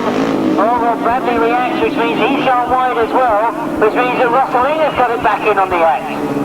Oh, well, those two both forced each other wide. You can see exactly what happened. Rustling was allowed to get the advantage by just staying on the inside. And if the same thing happens on this last turn, you never know, we could end up with Russell winning it. Well, what's going to happen with the battle of those front two? There is Rod Bradley locks it all up. He's trying to stay much tighter this time. Oh, Dave Steer goes round the outside, and this time he's done it. Dave Steer takes the win. Rob Bradley in second, Russelling in third, and Craig Cheetham in fourth. A win for outfit number 17. It's Dave Steer and Rob Sharrocks. In second place, number 87, Rob Bradley and Ann Holmes. In third place, number 6, Russelling and Grahaming. In fourth place, number 1, Craig Cheetham and Clive Reynolds. In fifth place, number 8, Mark Edwards and Miles Simmons. And in sixth place, number 26, Reg Blackburn and Paul Whitelam. The winning time, 1:36.25. 1:36.25.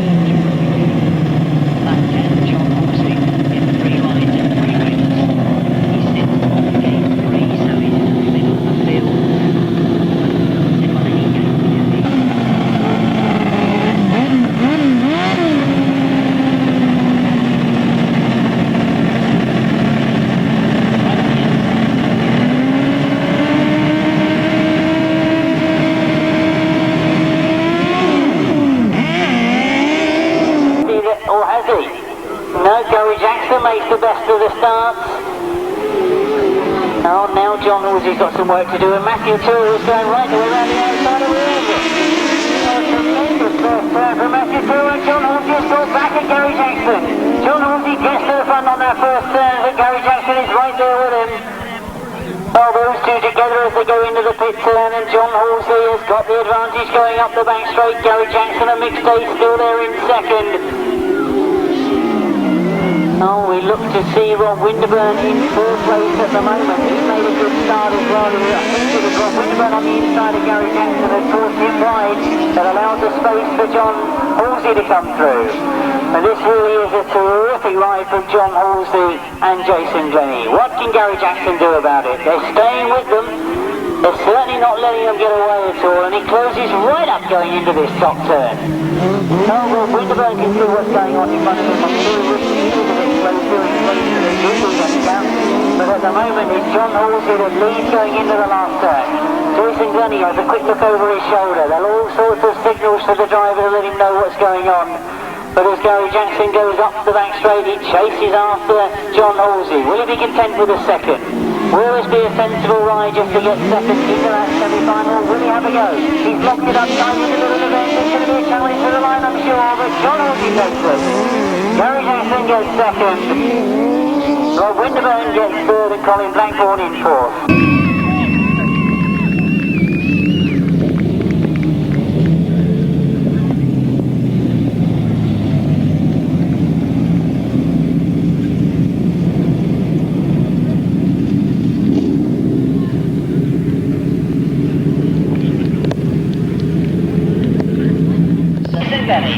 In second place, number 23, Gary Jackson is still right in there amongst the points.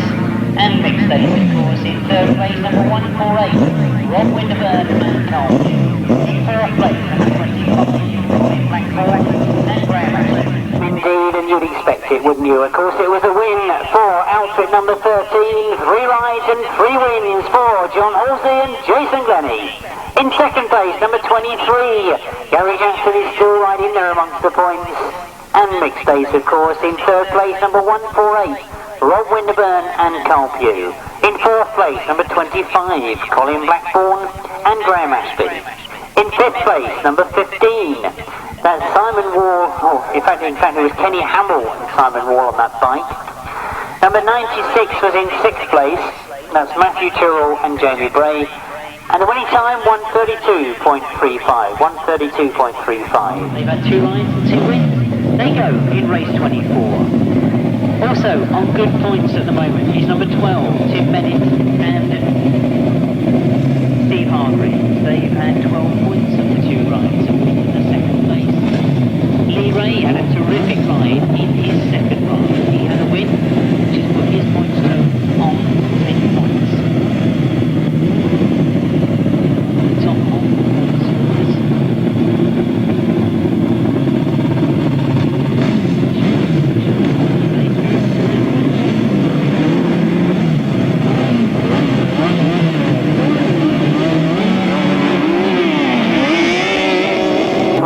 and as they get underway, you can see that Rob Wilson has missed the start. Well, it's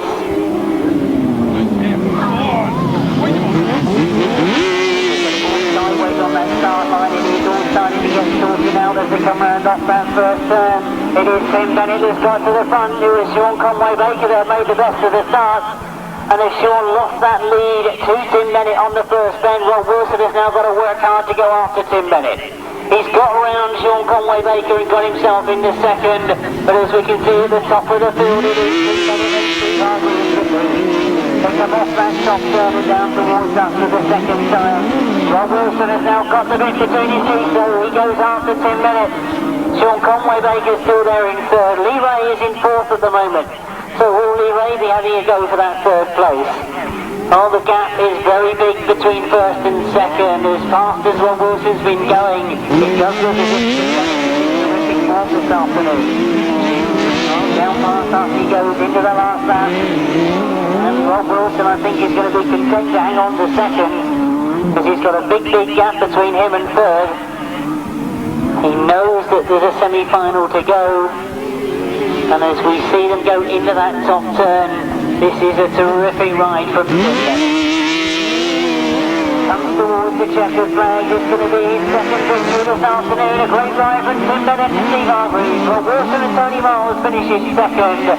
Sean Conway Baker just hangs on to that 3rd place in front of Lee Ray. The last of the qualifying races. It was race 24 and it was won by outfit number 12, Tim Bennett and Steve Hargreaves, in a very quick time indeed, the fastest of those 4 heats. In 2nd place, number 24, Rob Wilson and Tony Miles. In 3rd place, number 71, Sean Conway Baker and Shane Woodley. And in 4th place, number 9, Lee Ray and Chris Wall. 5th place there, number 261, Mike Tyrrell and Tony Baisby. 1:32.28 that winning time, 1:32.28. It was 12, 24, 71, 9 and 261.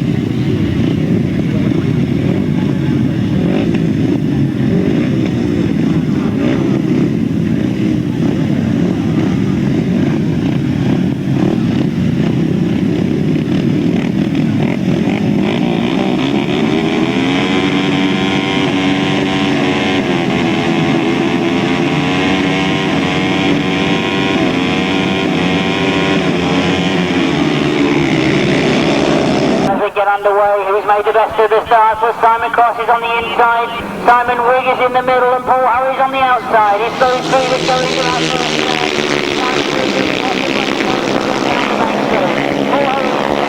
Simon Cross in 13th and Lee in 4th. All the places changed. Simon Wigg in very determined mood this afternoon, the only rider that's come to the semi-final unbeaten. Will he make it to the final in the same status? In the second, they go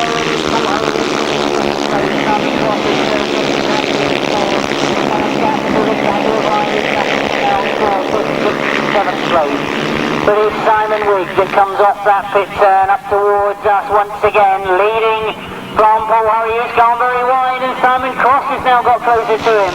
Jason Hanley has closed up as well. Paul Hurry up to the second place, but as he goes down the main straight,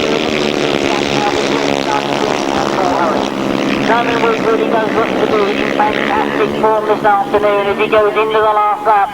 Paul Hurry is still there in second, Simon Cross on the inside in third. Jason Hanley holding fourth place as he looks back to his track for who's got the better of it now. So he'll do the second round to the first of our semi-finals as he comes round this time. Simon Wigg looking for maximum points as he comes towards the checker flag, he gets them.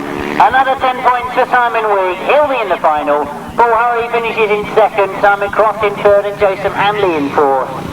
Bill Ashcroft finishing in fifth. The number 25, that is of course Simon Wigg. He's achieved so much and he's going brilliantly this afternoon.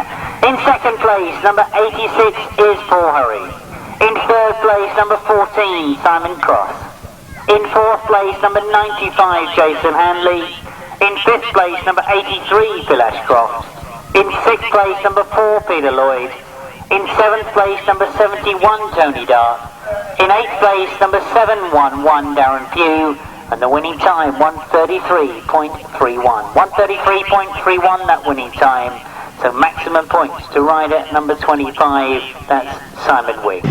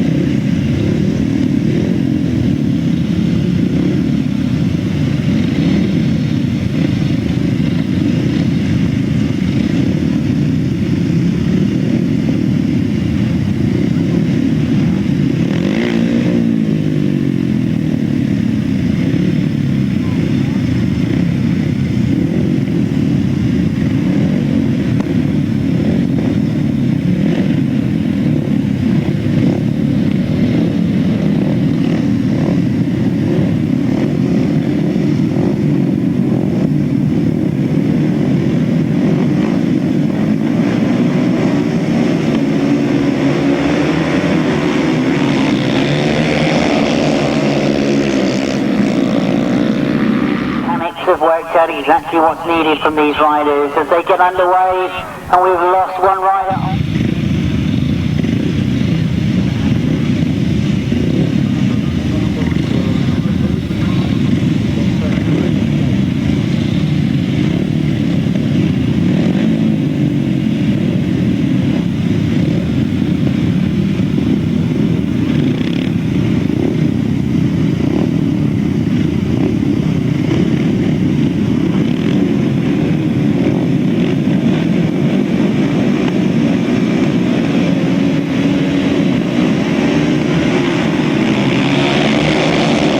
They get underway, Steve Schofield has taken the inside and got the line.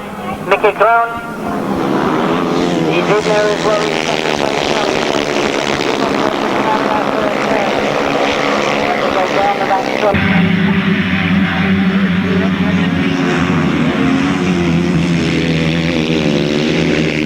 As he comes off that bottom turn, Kelvin looks over his shoulder, looks to see where the challenges come from, and I'm sure he's expecting to see Stevie Schofield somewhere in the place.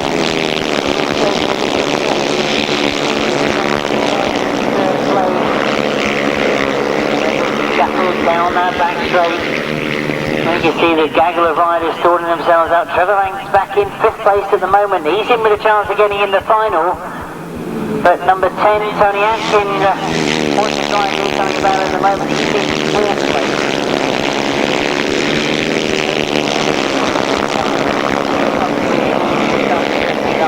The final. Kelvin Coulter wants to let Simon Wigg know that he's right on his heels now, and what a cracking final that promises to be between those two. Has Scully got something in reserve for the final? Watch it go round that top third as it's starting to get themselves spread out.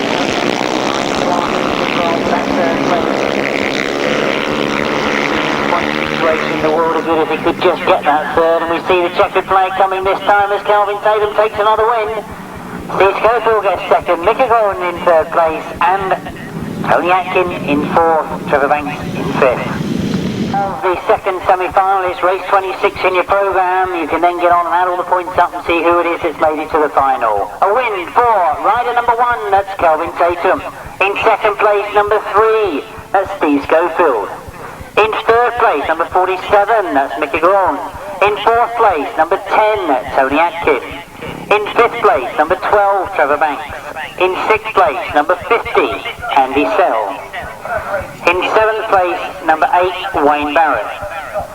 In eighth place, number 179, Simon Gittings. The winning time was 135.12, 135.12, so it was 1, 3, 47, 10, 12, 50, 8 and 179. Sean Conway Baker has got his machinery going.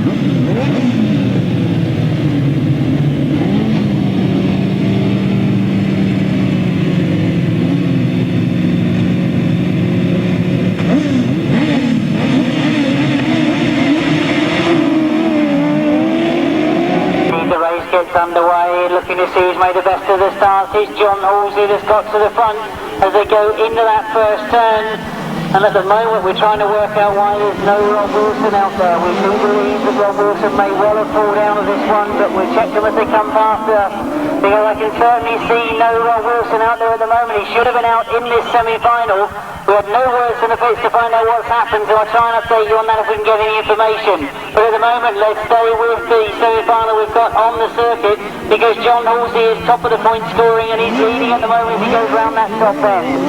Or as he comes down past us for the second time, John Halsey it is, and Jason Glenie the lead from Alan and John Blewett in second place.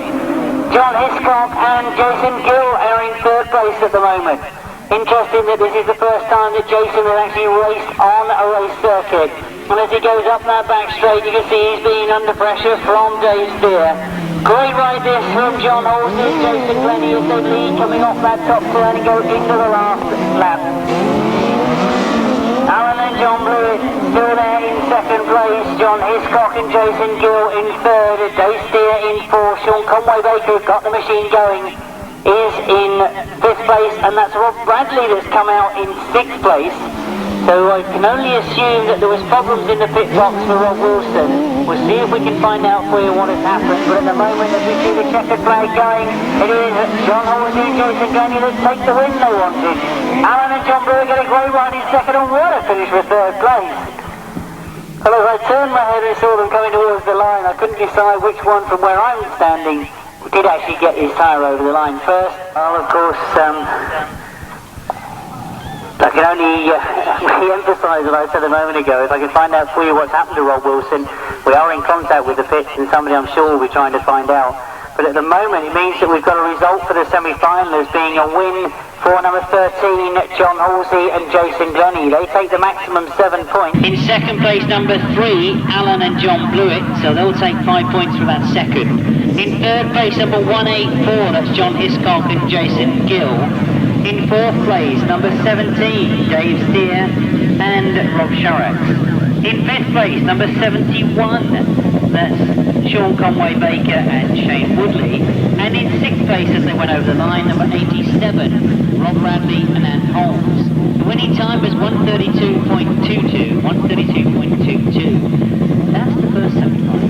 We now watch to see what happens in the second semi-final. Coming to the line, we've got number 12, Tim Bennett and Steve Hargreaves.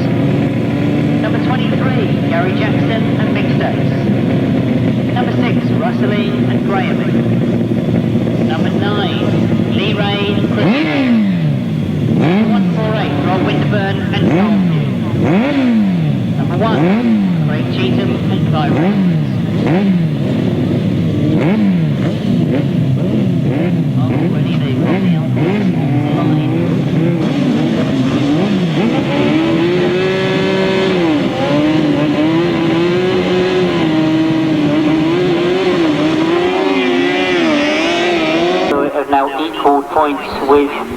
Rob Wilson from that first semi-final, and as we look to the far side is Tim Bennett, that's once again made a terrific start.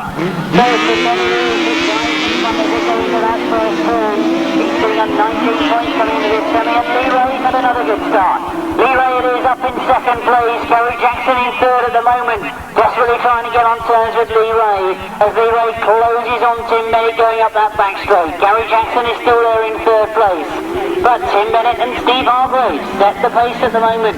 Lee Ray still there in the second spot, riding out with number 9, Lee Ray and Chris Wall having a great ride in second place. Gary Jackson and Mick Stace can do nothing about it at the moment. Russelling and Grahaming still there in fourth place, trying to close, not let those front runners get away from them. Rob Winterburn in fifth place, Craig Cheatham in sixth place. And as we watch to see them go into that top turn once again, having a terrific ride in front of the field as they come down towards into the last lap. Can Gary Jackson get second? Lee Ray is holding on to it at the moment. He's not leaving any gaps at all. Gary Jackson knows that. He knows he's got to do something a bit special to get past Lee at the moment. He closes right up on him as they go into that last lap. Has he got a gap? He lets him know that he's there. Lee Ray responds. Drives in hard once again. Is he going to be able to hold it tight and not let him back go into it? As they come to the line, Tim Bennett takes it. Lee Ray and Chris Wall get second. Gary Jackson and Mick Stace take third. Let's give you a result of the semi because it'll affect who goes in which one. A win for number 12, Tim Bennett and Steve Hargreaves. A great ride from them. In second place, number 9, that's Lee Ray and Chris Wall. In third place, number 23, Gary Jackson and Mick Stace. In fourth place, number 6, Russelling and Grahaming. In fifth place, number 1, Craig Cheatham and Clive Reynolds. And in sixth place, number 148, Rob Winterburn and Carl Pugh. The winning time was 132.63.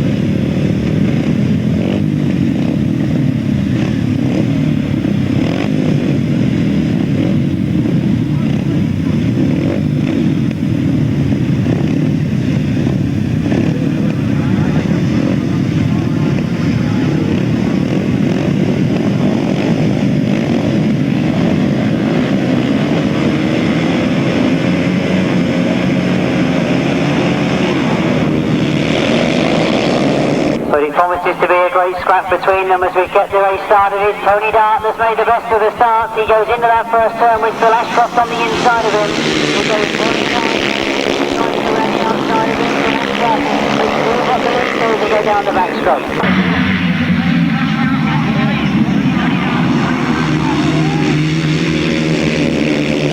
On the exit of the bend, Peter Lloyd is trying to get on the action. Phil Ashcroft comes back to Tony Dart.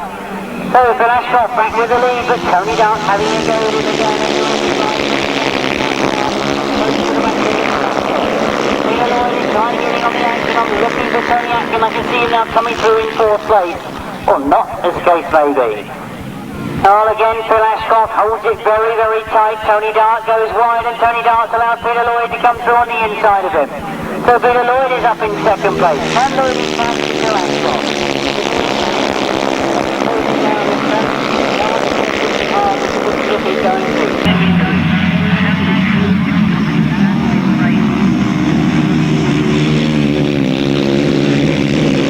Ashcroft looking over his shoulder. Oh, Peter Lloyd can do nothing about it at the moment as they've gone into the last lap. Tony Dart is still third.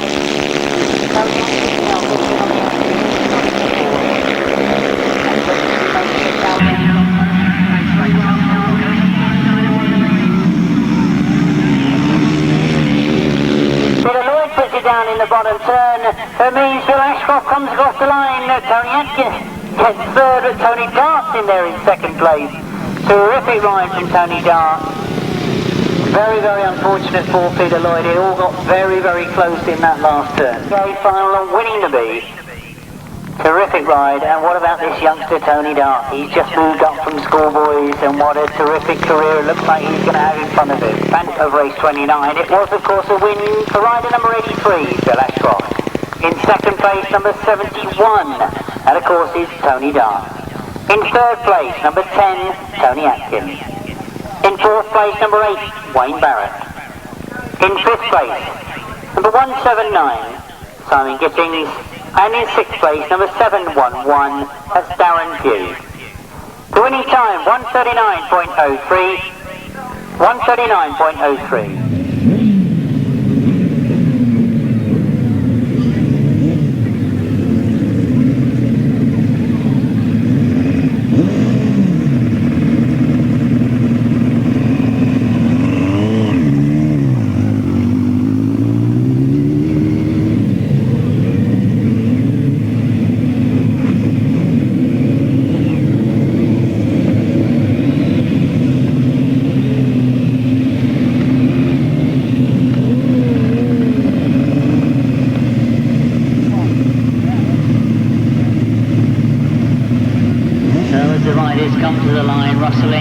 On top points coming to this final, equal with John Hiscock. They will get the first choices of gate. Rustling, I can see, has taken an outside gate. John Hiscock, I think, has gone towards the middle of the gate. I'm not really sure whether there has been any advantages during the day.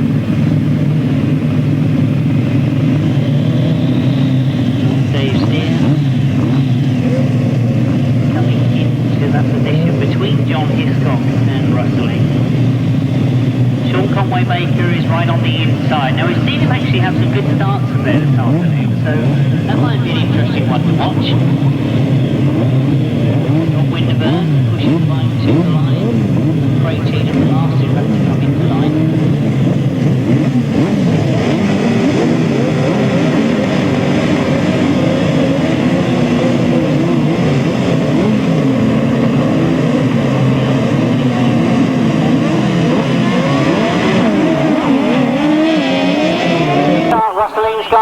Winterburn in fact has come underneath him as well as they go up that back straight.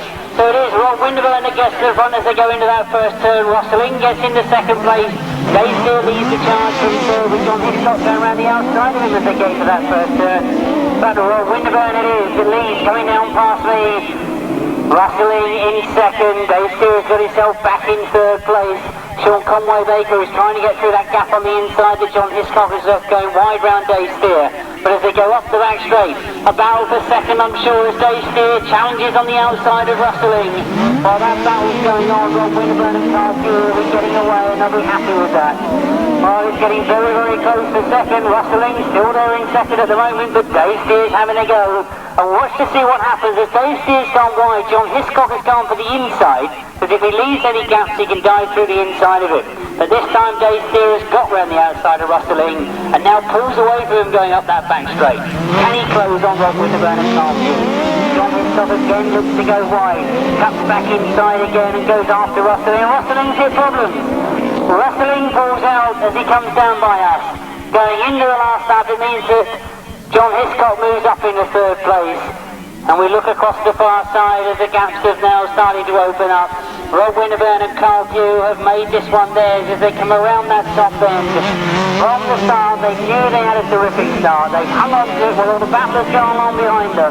They take the B final. Dave Steer and Rob Sharks finish in second. John Hiscock and Jason Gill in third place.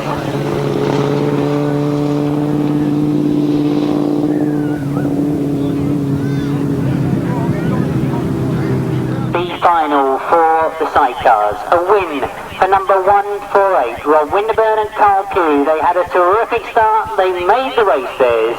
In second place, a lot of battling from number 17, Dave Steer and Rob Sharrock.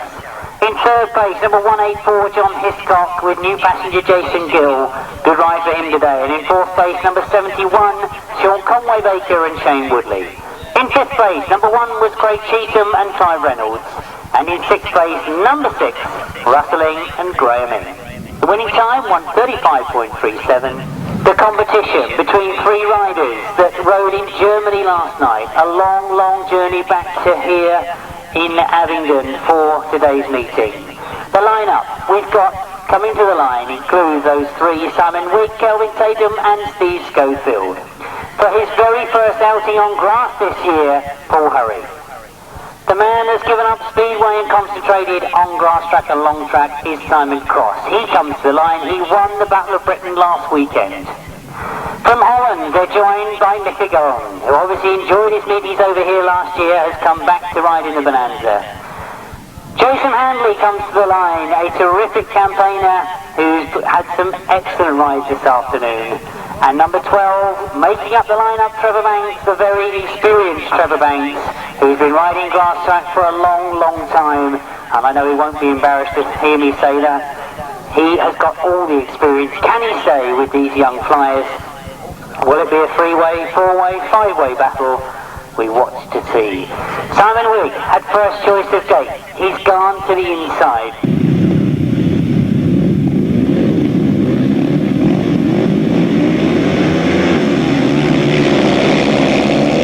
Schofield and Kelvin Tatum is left on the line. For Simon Wigg it is that gets the best of the starts as they go into this first turn.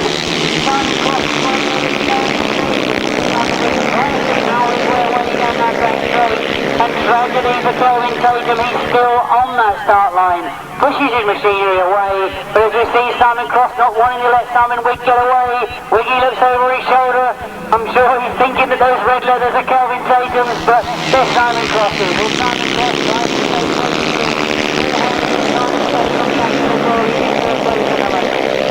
Simon Wigg powering his way down the back straight. Wants to make the Berks Bonanza here. He lives in this part of the world with his excuse to be here. Well, as he goes past us, he's been unbeaten so far this afternoon. What can Simon Cross do about it? At the moment, he closes right up on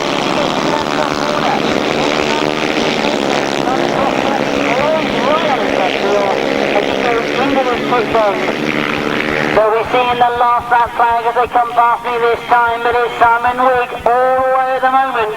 Simon Wigg pursued by Simon Cross. Paul Hurry's got no answer to them. Steve still doing something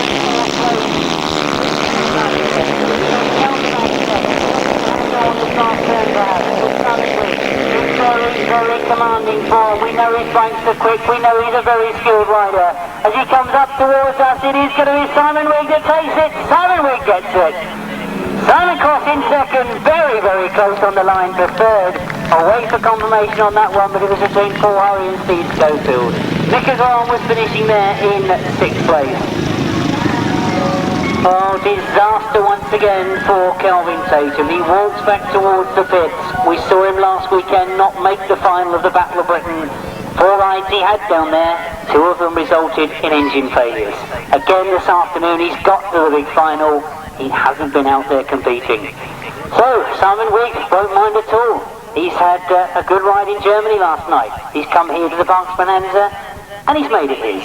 Terrific ride, please show him your applause, show him that we're pleased as a British crowd to see him riding in the UK. A very, very talented rider, nobody can deny that. A fantastic sportsman. Oh, a terrific effort from Simon Cross. Isn't it great to see Crossy going so well? And Paul Hurry, first meeting, didn't do so bad, did he? He hasn't lost it at all. Great to see him back. I know, obviously, if you're local to Oxford, you're enjoying his speedway at the moment.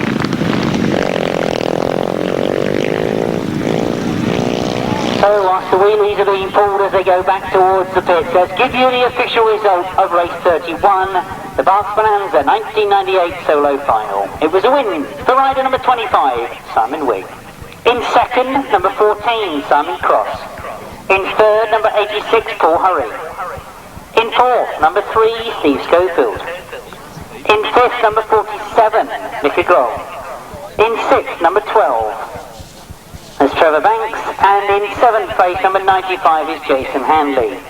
The winning time, 1:33.97, 1:33.97, 25, 14, 86, 3, 47, 12, 95. And a winning time, 1:33.97 of sidecar competitors for this 1998 final. John Halsey is the first to come out.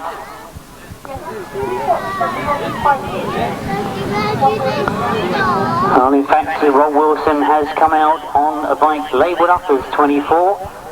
But in fact, looking at that front wheel and the fairing, I think he has got his bike going. So he may well be on his own bike. Well, again, looking at that fairing. Well, I'm now confused because last weekend I was noticing that Rob Wilson had UPS sponsorship, and that certainly hasn't got UPS on it anywhere. So it's not the bike that he has been riding. Don't know whether he brought a spare with him, whether it's his Speedway bike or whether they have taken numbers off another machine. Whatever it is, the good news is he's out there and he's competing. Tim Bennett will get the second choice to gate.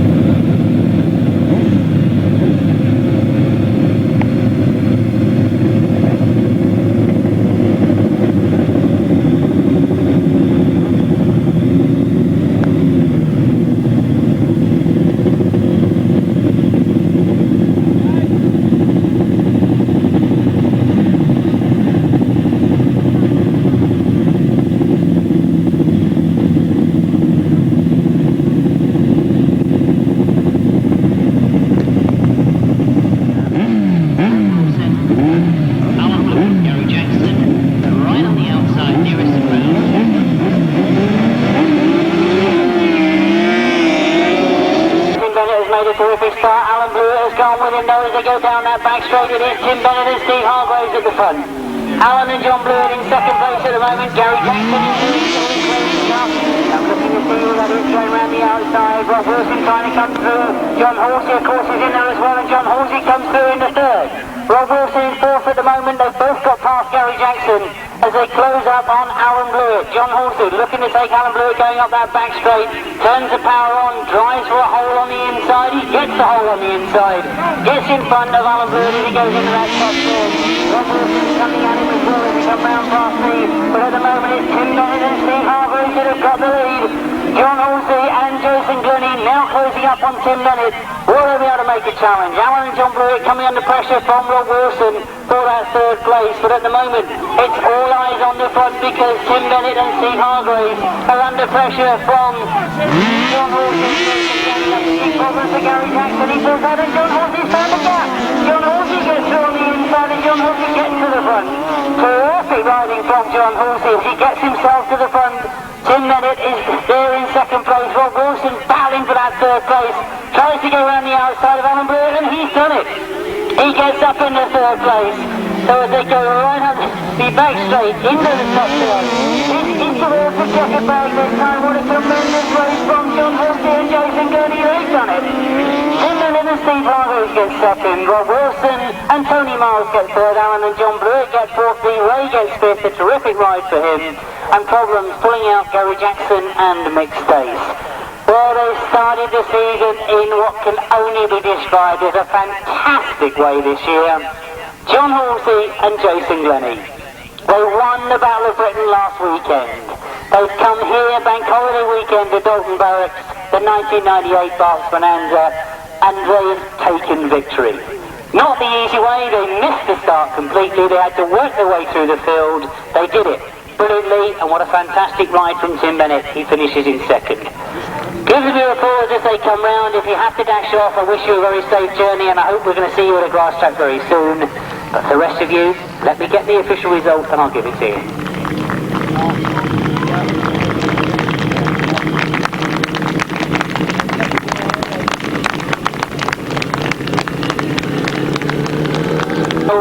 cc sidecar Berks Bonanza final for 1998.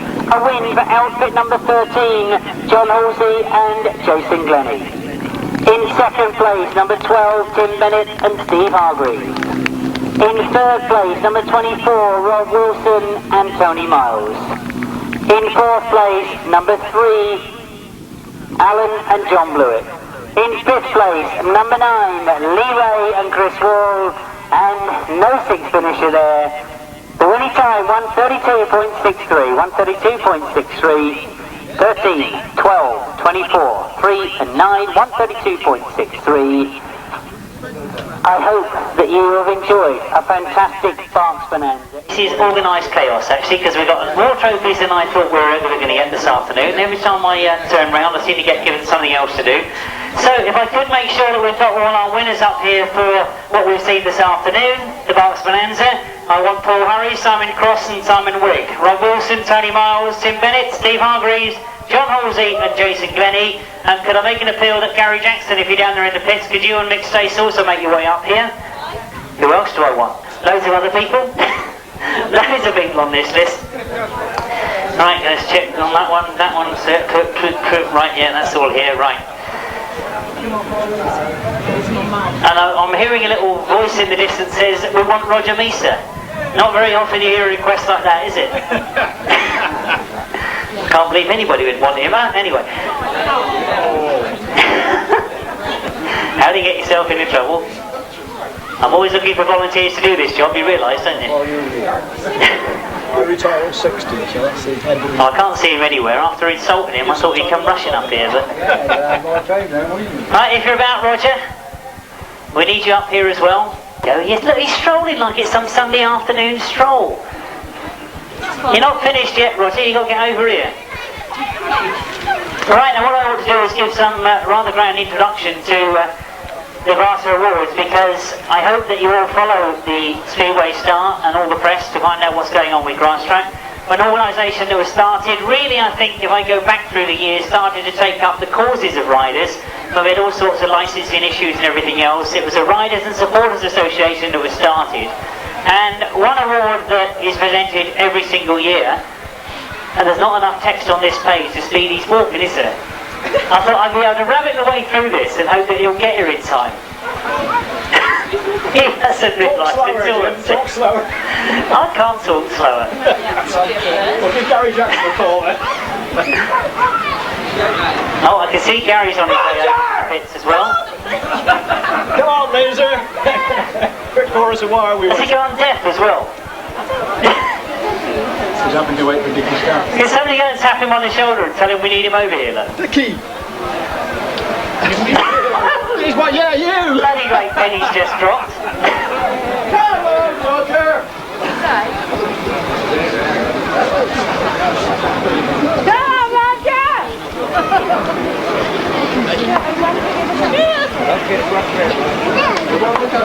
Well done, Rosie. Oh, here we go, another one proving how fit he is.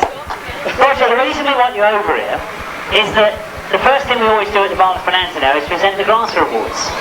And none of these people behind me said they wanted to present them, so they said they wanted an esteemed character to present them. Well, we couldn't find one, so we got you, alright? I'll start with the awards, as I say. The Grasser started really as the Riders and Supporters Association, and what I've been asked to do is start with this particular trophy here, which is the Charlie Coleman Trophy, that has been presented over the years to either clubs or individuals for their special efforts in our sport. Past names have included Luke Coffin, Ron Dobson and Alan Whale, to name but a few. And this year it seems most appropriate to present it to a man who has spent many years serving the interest of Grasstracks in an official position with the ACU committee, and indeed is still working very hard for the sport at centre and club level. Now, those are the words that are written down. Well, the words I can add to that is we never want to see anybody go out of this sport, and it is always nice when you see a trophy like that presented to people, from the people involved in the sport, for the effort that's put in. The winner this year, and I think most of you have probably already guessed it, we'll welcome him up here, and I hope that he's not too far away. It has been won by Mr. Colin Sweeby.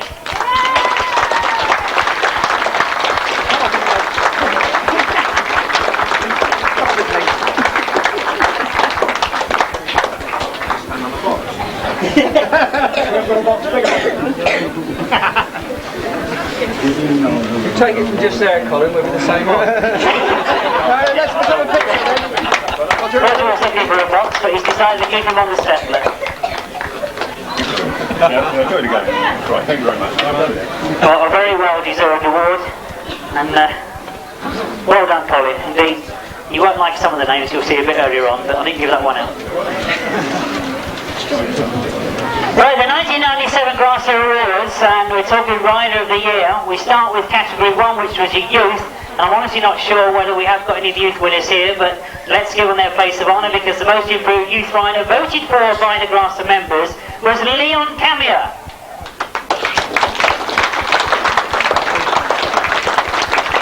Do I see little movement? So you see loads of kids moving about, and you think one of them might be in, mightn't it? Jordan Coles in second place, and 16 riders in total were nominated. Youth Rider of the Year in his first year of adult racing, the very talented Matthew Reid.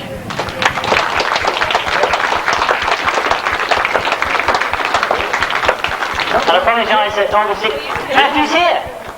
Brilliant. You can see I've done this a few years, can't you? I'm not used to people being here. Up you come, Matt. Oh, without that, it goes without saying, that's a name to remember for the future. Well done, Matt. Now, category 2 is the Solo Rider of the Year. Most improved solo was won by Jason Bunyan this year. Everybody's going, he's not here. Well, it was closely followed by Paul Knott, and 33 riders in total were actually nominated for Most Improved Solo Rider. So the nominations coming in rapidly for the Grasser Awards. Solo Rider of the Year, a runaway win for British Masters champion, Paul Hurry!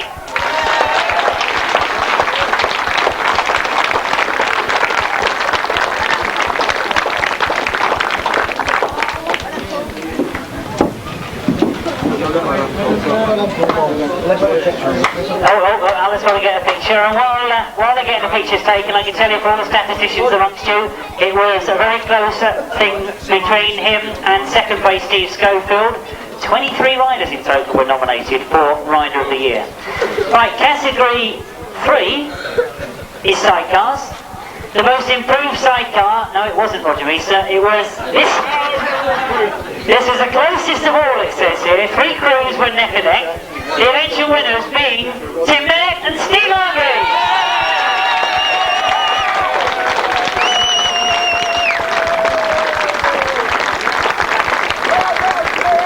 You get the impression that 1 or 2 of those that voted actually are here. He just don't look the same without his hair, does he? Now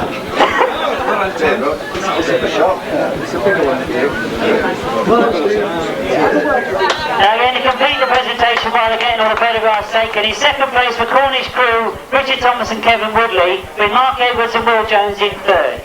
33 crews nominated for that award. Sidecar of the Year, this crew won by the biggest margin ever recorded in any class. It was John Halsey and Jason Wigg.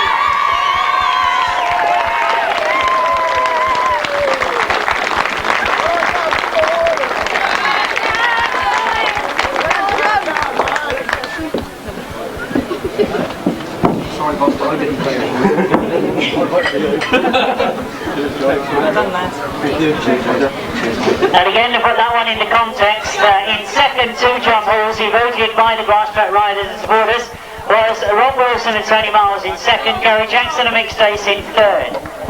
26 crews nominated. Well, I mean, that's a good lineup on any Sunday, isn't it?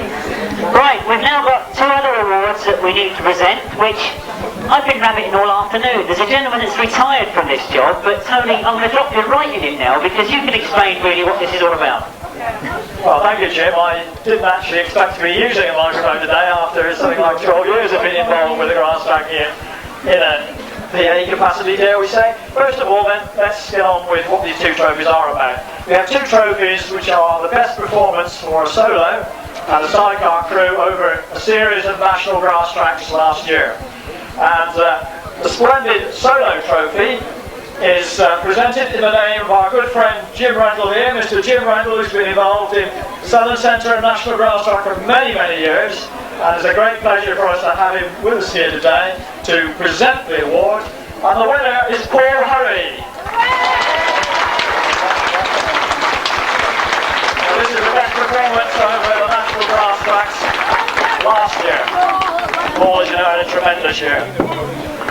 You have to catch up with young Jim, he's sprinting away from you, Paul.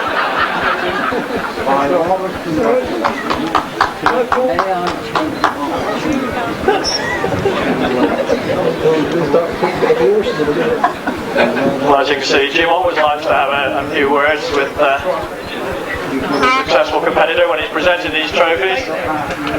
I'm going to dive in and steal the trophy back because we're going to take it away and engrave it and give Paul something else to take away. Come on, Jim, it's getting darker by the second. Well done. Paul, if I can hang on to that, give you that one and we'll get this engraved. Paul Hurry, ladies and gentlemen. And Mr. Jim Randall, let's hear from Jim as well. The other trophy I'm going to pass across to Bill Smith. Always trying to dodge hard work. You see how fast these things are to run the pitch. Bill, our FIM delegates, and again, our long-standing enthusiast. This is the Brian Stibbs Trophy. This is the sidecar version of the competition for the best performance over a number of national grass tracks in 1997. And the winners in 1997 were Gary Jackson and Mick Stay.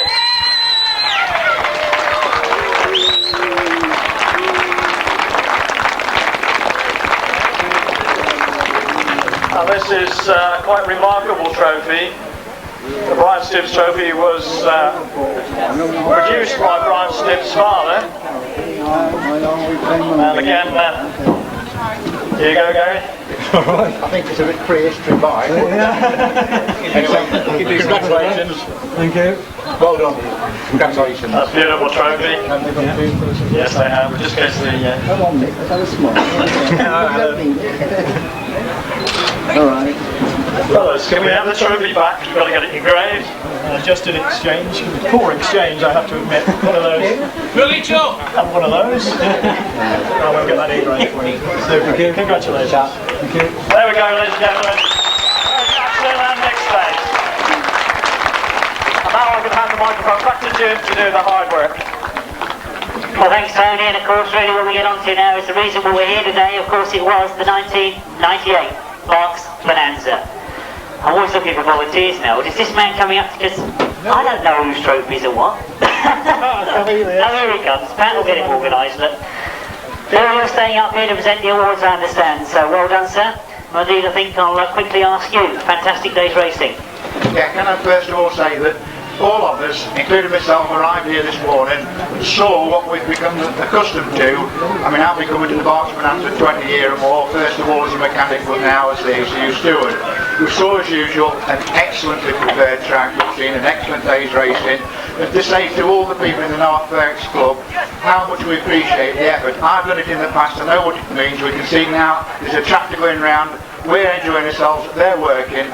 We ask John to pass on to all his members sincere congratulations, thanks for an excellent meeting, and a special thank you to our part of the course today.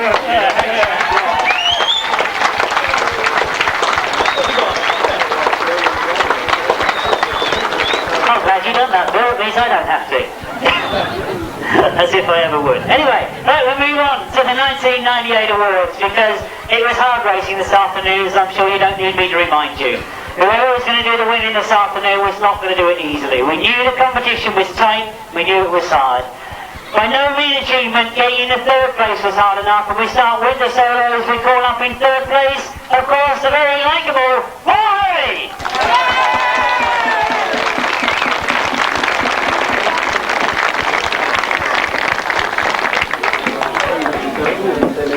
Go, Paul, isn't it? You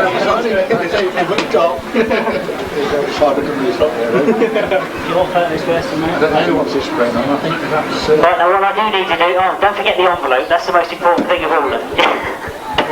Well, a quick word, because this morning you said to me, unbelievably, I thought, when I stood there and asked you this morning, but you said, this is your first Grasstrack. No, so I was meant to do one in Germany a couple of weeks ago. It all fell through, so I was riding Speedway that day. But what a Grasstrack's come to for your first one. Fantastic indeed, a fantastic achievement. Get the feeling there was one or two Oxford Speedway supporters here as well. That's going well, isn't it? Yeah, it's going very well, mate. We've got a lot of support there. I mean, we slacked a little bit after the start of the season, but we're getting back there now, so hopefully we'll be able to win a few more. Well, there you are. Good news for those Speedway supporters as well. Well done to Paul Hurry, third in the 1998 Berks Bonanza. So we're caught up then in second place because all the cliches go, don't they? So near and so far, it could have been, it couldn't have been. Well, I think second in the Berks Bonanza for the sort of class we had here this afternoon is a fantastic achievement. I saw him ride last weekend down at the Battle of Britain. He was great down there. I think he's been great again this afternoon, and this is one rider to keep your eye on for this Grasstrack season. In second this afternoon, number 14 he rode, Simon Cross.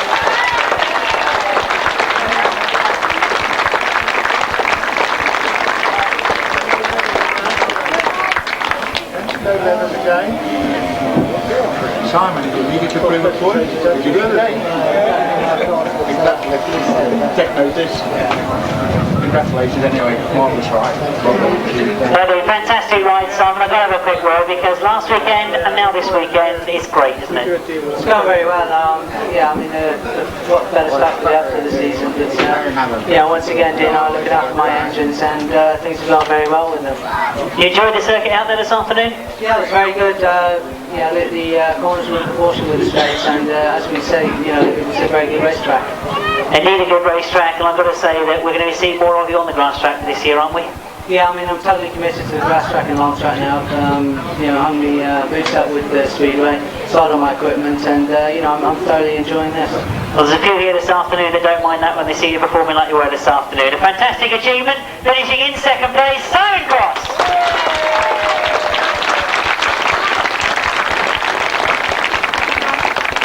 As they attack the table and get the laurels as well, of course it means that we've just got one more rider to call up in the solo class. The winner of the 1998 Berks Bonanza. He's threatened many times. They had to keep phoning and phoning, making sure it fitted in with this calendar and that calendar and those meetings and those promoters. But at the end of the day, who cares about all that? He was here, he rode fantastic, he's a very worthy victor, of course it is, Simon Wigg!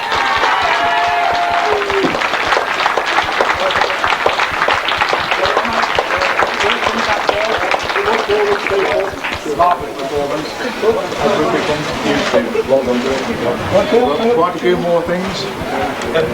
Trophies. Look at that, the trophy and the most important thing. No, I didn't mean the champagne, but I meant the cash. Okay. I want to make sure Alan's got his photos, but you're not going to escape, Simon. And I had a few words for you this morning. There was talk about this 18-hour trip from Germany, but all worthwhile at the end of the day. Well, yeah, I mean, I think Kelvin and Steve Scopeford and myself are all a bit worn out today. We've all had a pretty demanding week, and we were in Munich on Friday for a long track meeting there, and then up to north of Hamburg on Saturday, and then we rode there yesterday, and we left out for 7 last night, so we're making our trip and just got here before the meeting started. So without Brett, my mechanic, I wouldn't be here. He's been driving all night, so it's a very demanding trip, but so it was all worthwhile when we got here, and the track I think was probably one of the most, I always say it's been a really good day, probably one of the most enjoyable tracks to actually ride that North Berks have done, and of course with it sort of being virtually a local club and a local scene, it's great to always be here, of course. Well, there's an awful lot of crowd here that enjoy seeing you ride in the UK. Well, I've got to ask that tempting question. Is this the first of many? Well, I mean, obviously, I'd like to do as many as I can, and I'd much rather be riding here than traipsing all over Europe, that's for sure. But unfortunately, there's very few clubs with the motivation to do what they do at North Berks, and some of the other places, obviously like Tunbridge and so on. So there's not many opportunities for guys like myself to ride in England as we'd like to have. But of course, it's always a pleasure to come to things like this, and we just wish you more of them. Well, absolutely, Simon. I'm going to leave it on that note because, as you've seen this afternoon, the crowd have been enjoying your riding. Fantastic rise, a very worthy victor of the 1998 Berks Bonanza, Simon Wigg.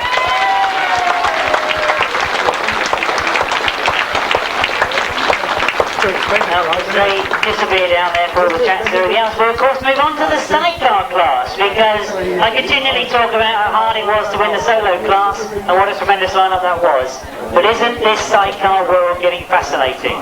They're all getting as quick as one another now, and as you hear many of them talk in the pits, it's very difficult to win any meeting. But win one as big as this, to get up onto this rostrum in third place is a heck of an achievement. Disappointing, I think, for this particular rider because he did miss the semi, you remember, but he's there and he's finished third over the line in the final. Rob Wilson and Tony Miles.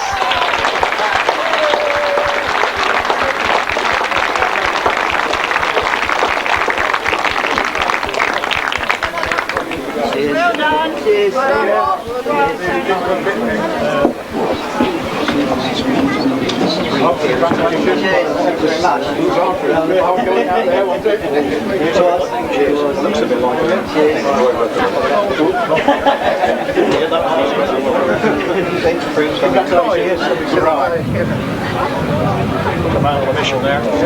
obviously you're not going to escape, Rob. I know you hate this little bit, but obviously what everybody wants me to ask, I'm sure, is why no semi-final?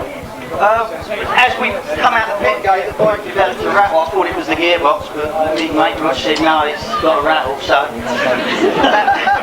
that was it. So to be honest with you, I thought it was all over then. And then Duncan Turler's come running up and he said, you know, if you want me to lend me his bike, he done it. So I went out on Duncan's bike. Right, the mystery is solved then. That was Duncan's bike he used in the final. Well done. I think a round of applause for Duncan Solo. That's as good a sportsmanship we got. And you're not getting away, Rob, no. Because, I mean, a quick ride last week, a quick ride again this week, looking like a good season. Yeah, it is looking like a good season, but there's a load of people out there who are just waiting there. They're going to be there, no doubt.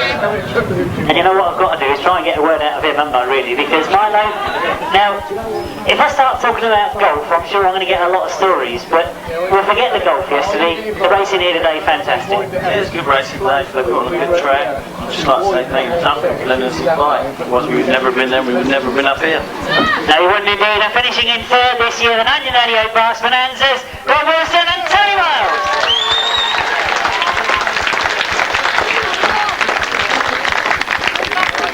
Well, if I move on to second, what can I say? The outfit is for sale. What greater advert than riding like they did today. A fantastic ride indeed. Finishing in second this year is, of course, Tim Bennett and Steve Aldridge.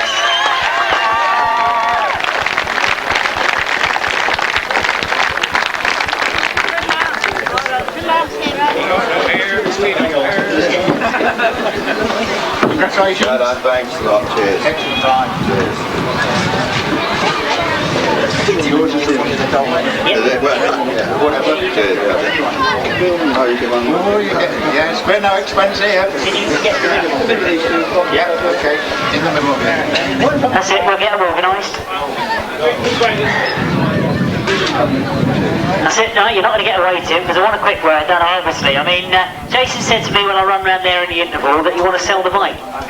That's right, we've bought a new steer frame, but didn't get it together in time, so the old girl had to be put back. The old girl, I mean, you can't exactly say with a performance like that. You had a good ride down there last week. It's going well, isn't it? Yeah, it is. Nice to be up there with them all. Mick's done me a good engine, which is helpful, yeah, and yeah, nice to be chasing them all. We'll be nearly there. Yeah, nearly there. Nearly there. Right, well, you never know as the season goes on, Tim. But got to have a quick word, Jason. Well pleased with his performance. Yeah, it was a good day out. It was nice to get here with the others. I will quickly correct that, Steve, obviously. Everybody shouting at me here, old. Yeah, it was nice to come second. I think we had to clean wheels, but he had a bad day at the end, so he's come third. So. Now, what I'm trying to pick up this season is you might know there's a little bit of rivalry goes on between these passengers. He doesn't mean it was a bit of a shame for Will, because he means it was nice to be in front of him, don't you? Yeah, really. Yeah, we were in front of John, though. Well, but anyway, in second place is still a tremendous achievement in the 98 Berks Bonanza. It was, of course, Tim Bennett, Steve Hargreaves.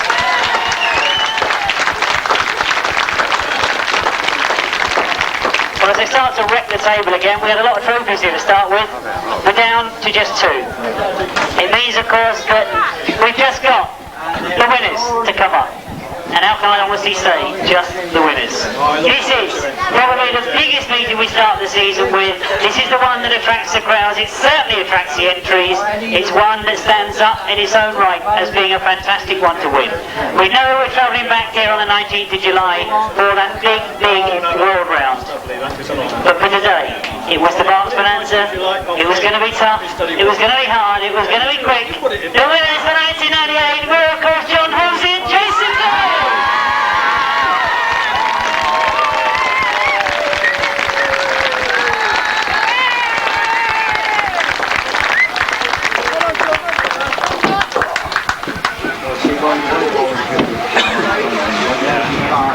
Congratulations, marvellous ride.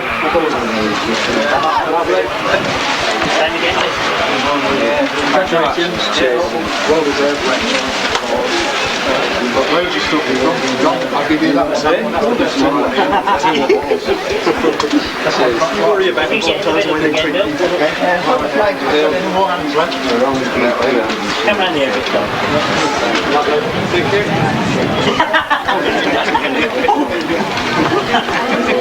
Right.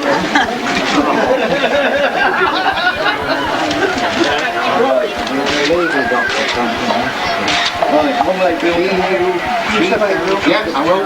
Yes.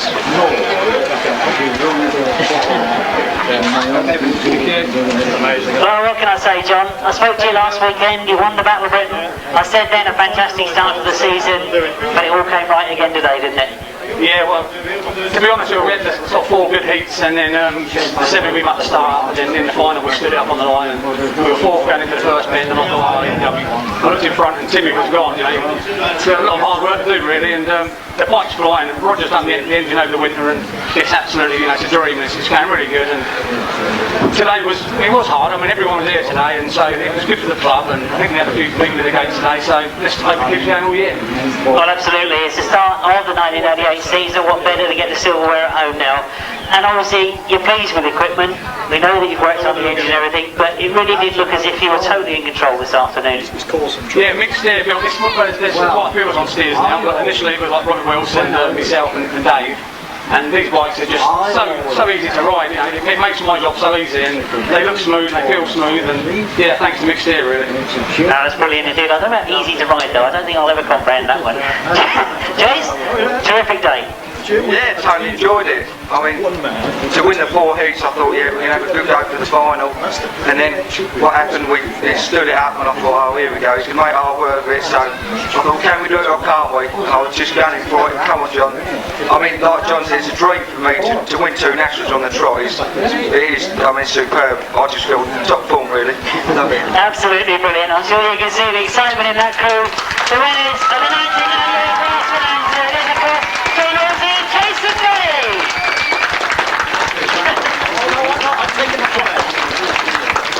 well, how can I finish it off? It remains to me to say that I hope you've enjoyed the afternoon's racing. The beer tent is still open if you want to help.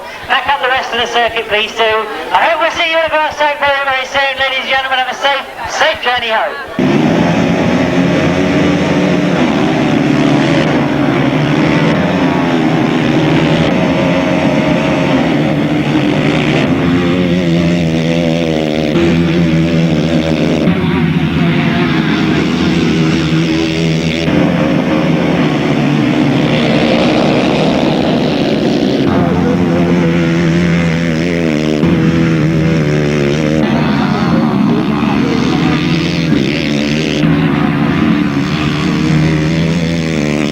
Look like they're going too quick for me, so. Just made the best of the start. Kelvin Tatum was challenging Jason Huntley. We do nothing about it at the moment.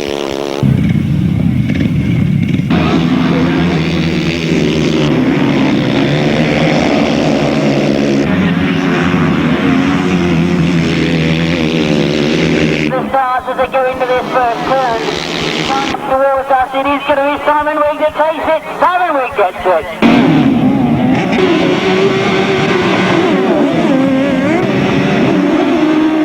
He comes past me, but John is focused they've got Melbourne to push that out a bit. Well, on that first turn, I think Gary Jackson is right there with him. The quick look over his shoulder. Now in this semi-final.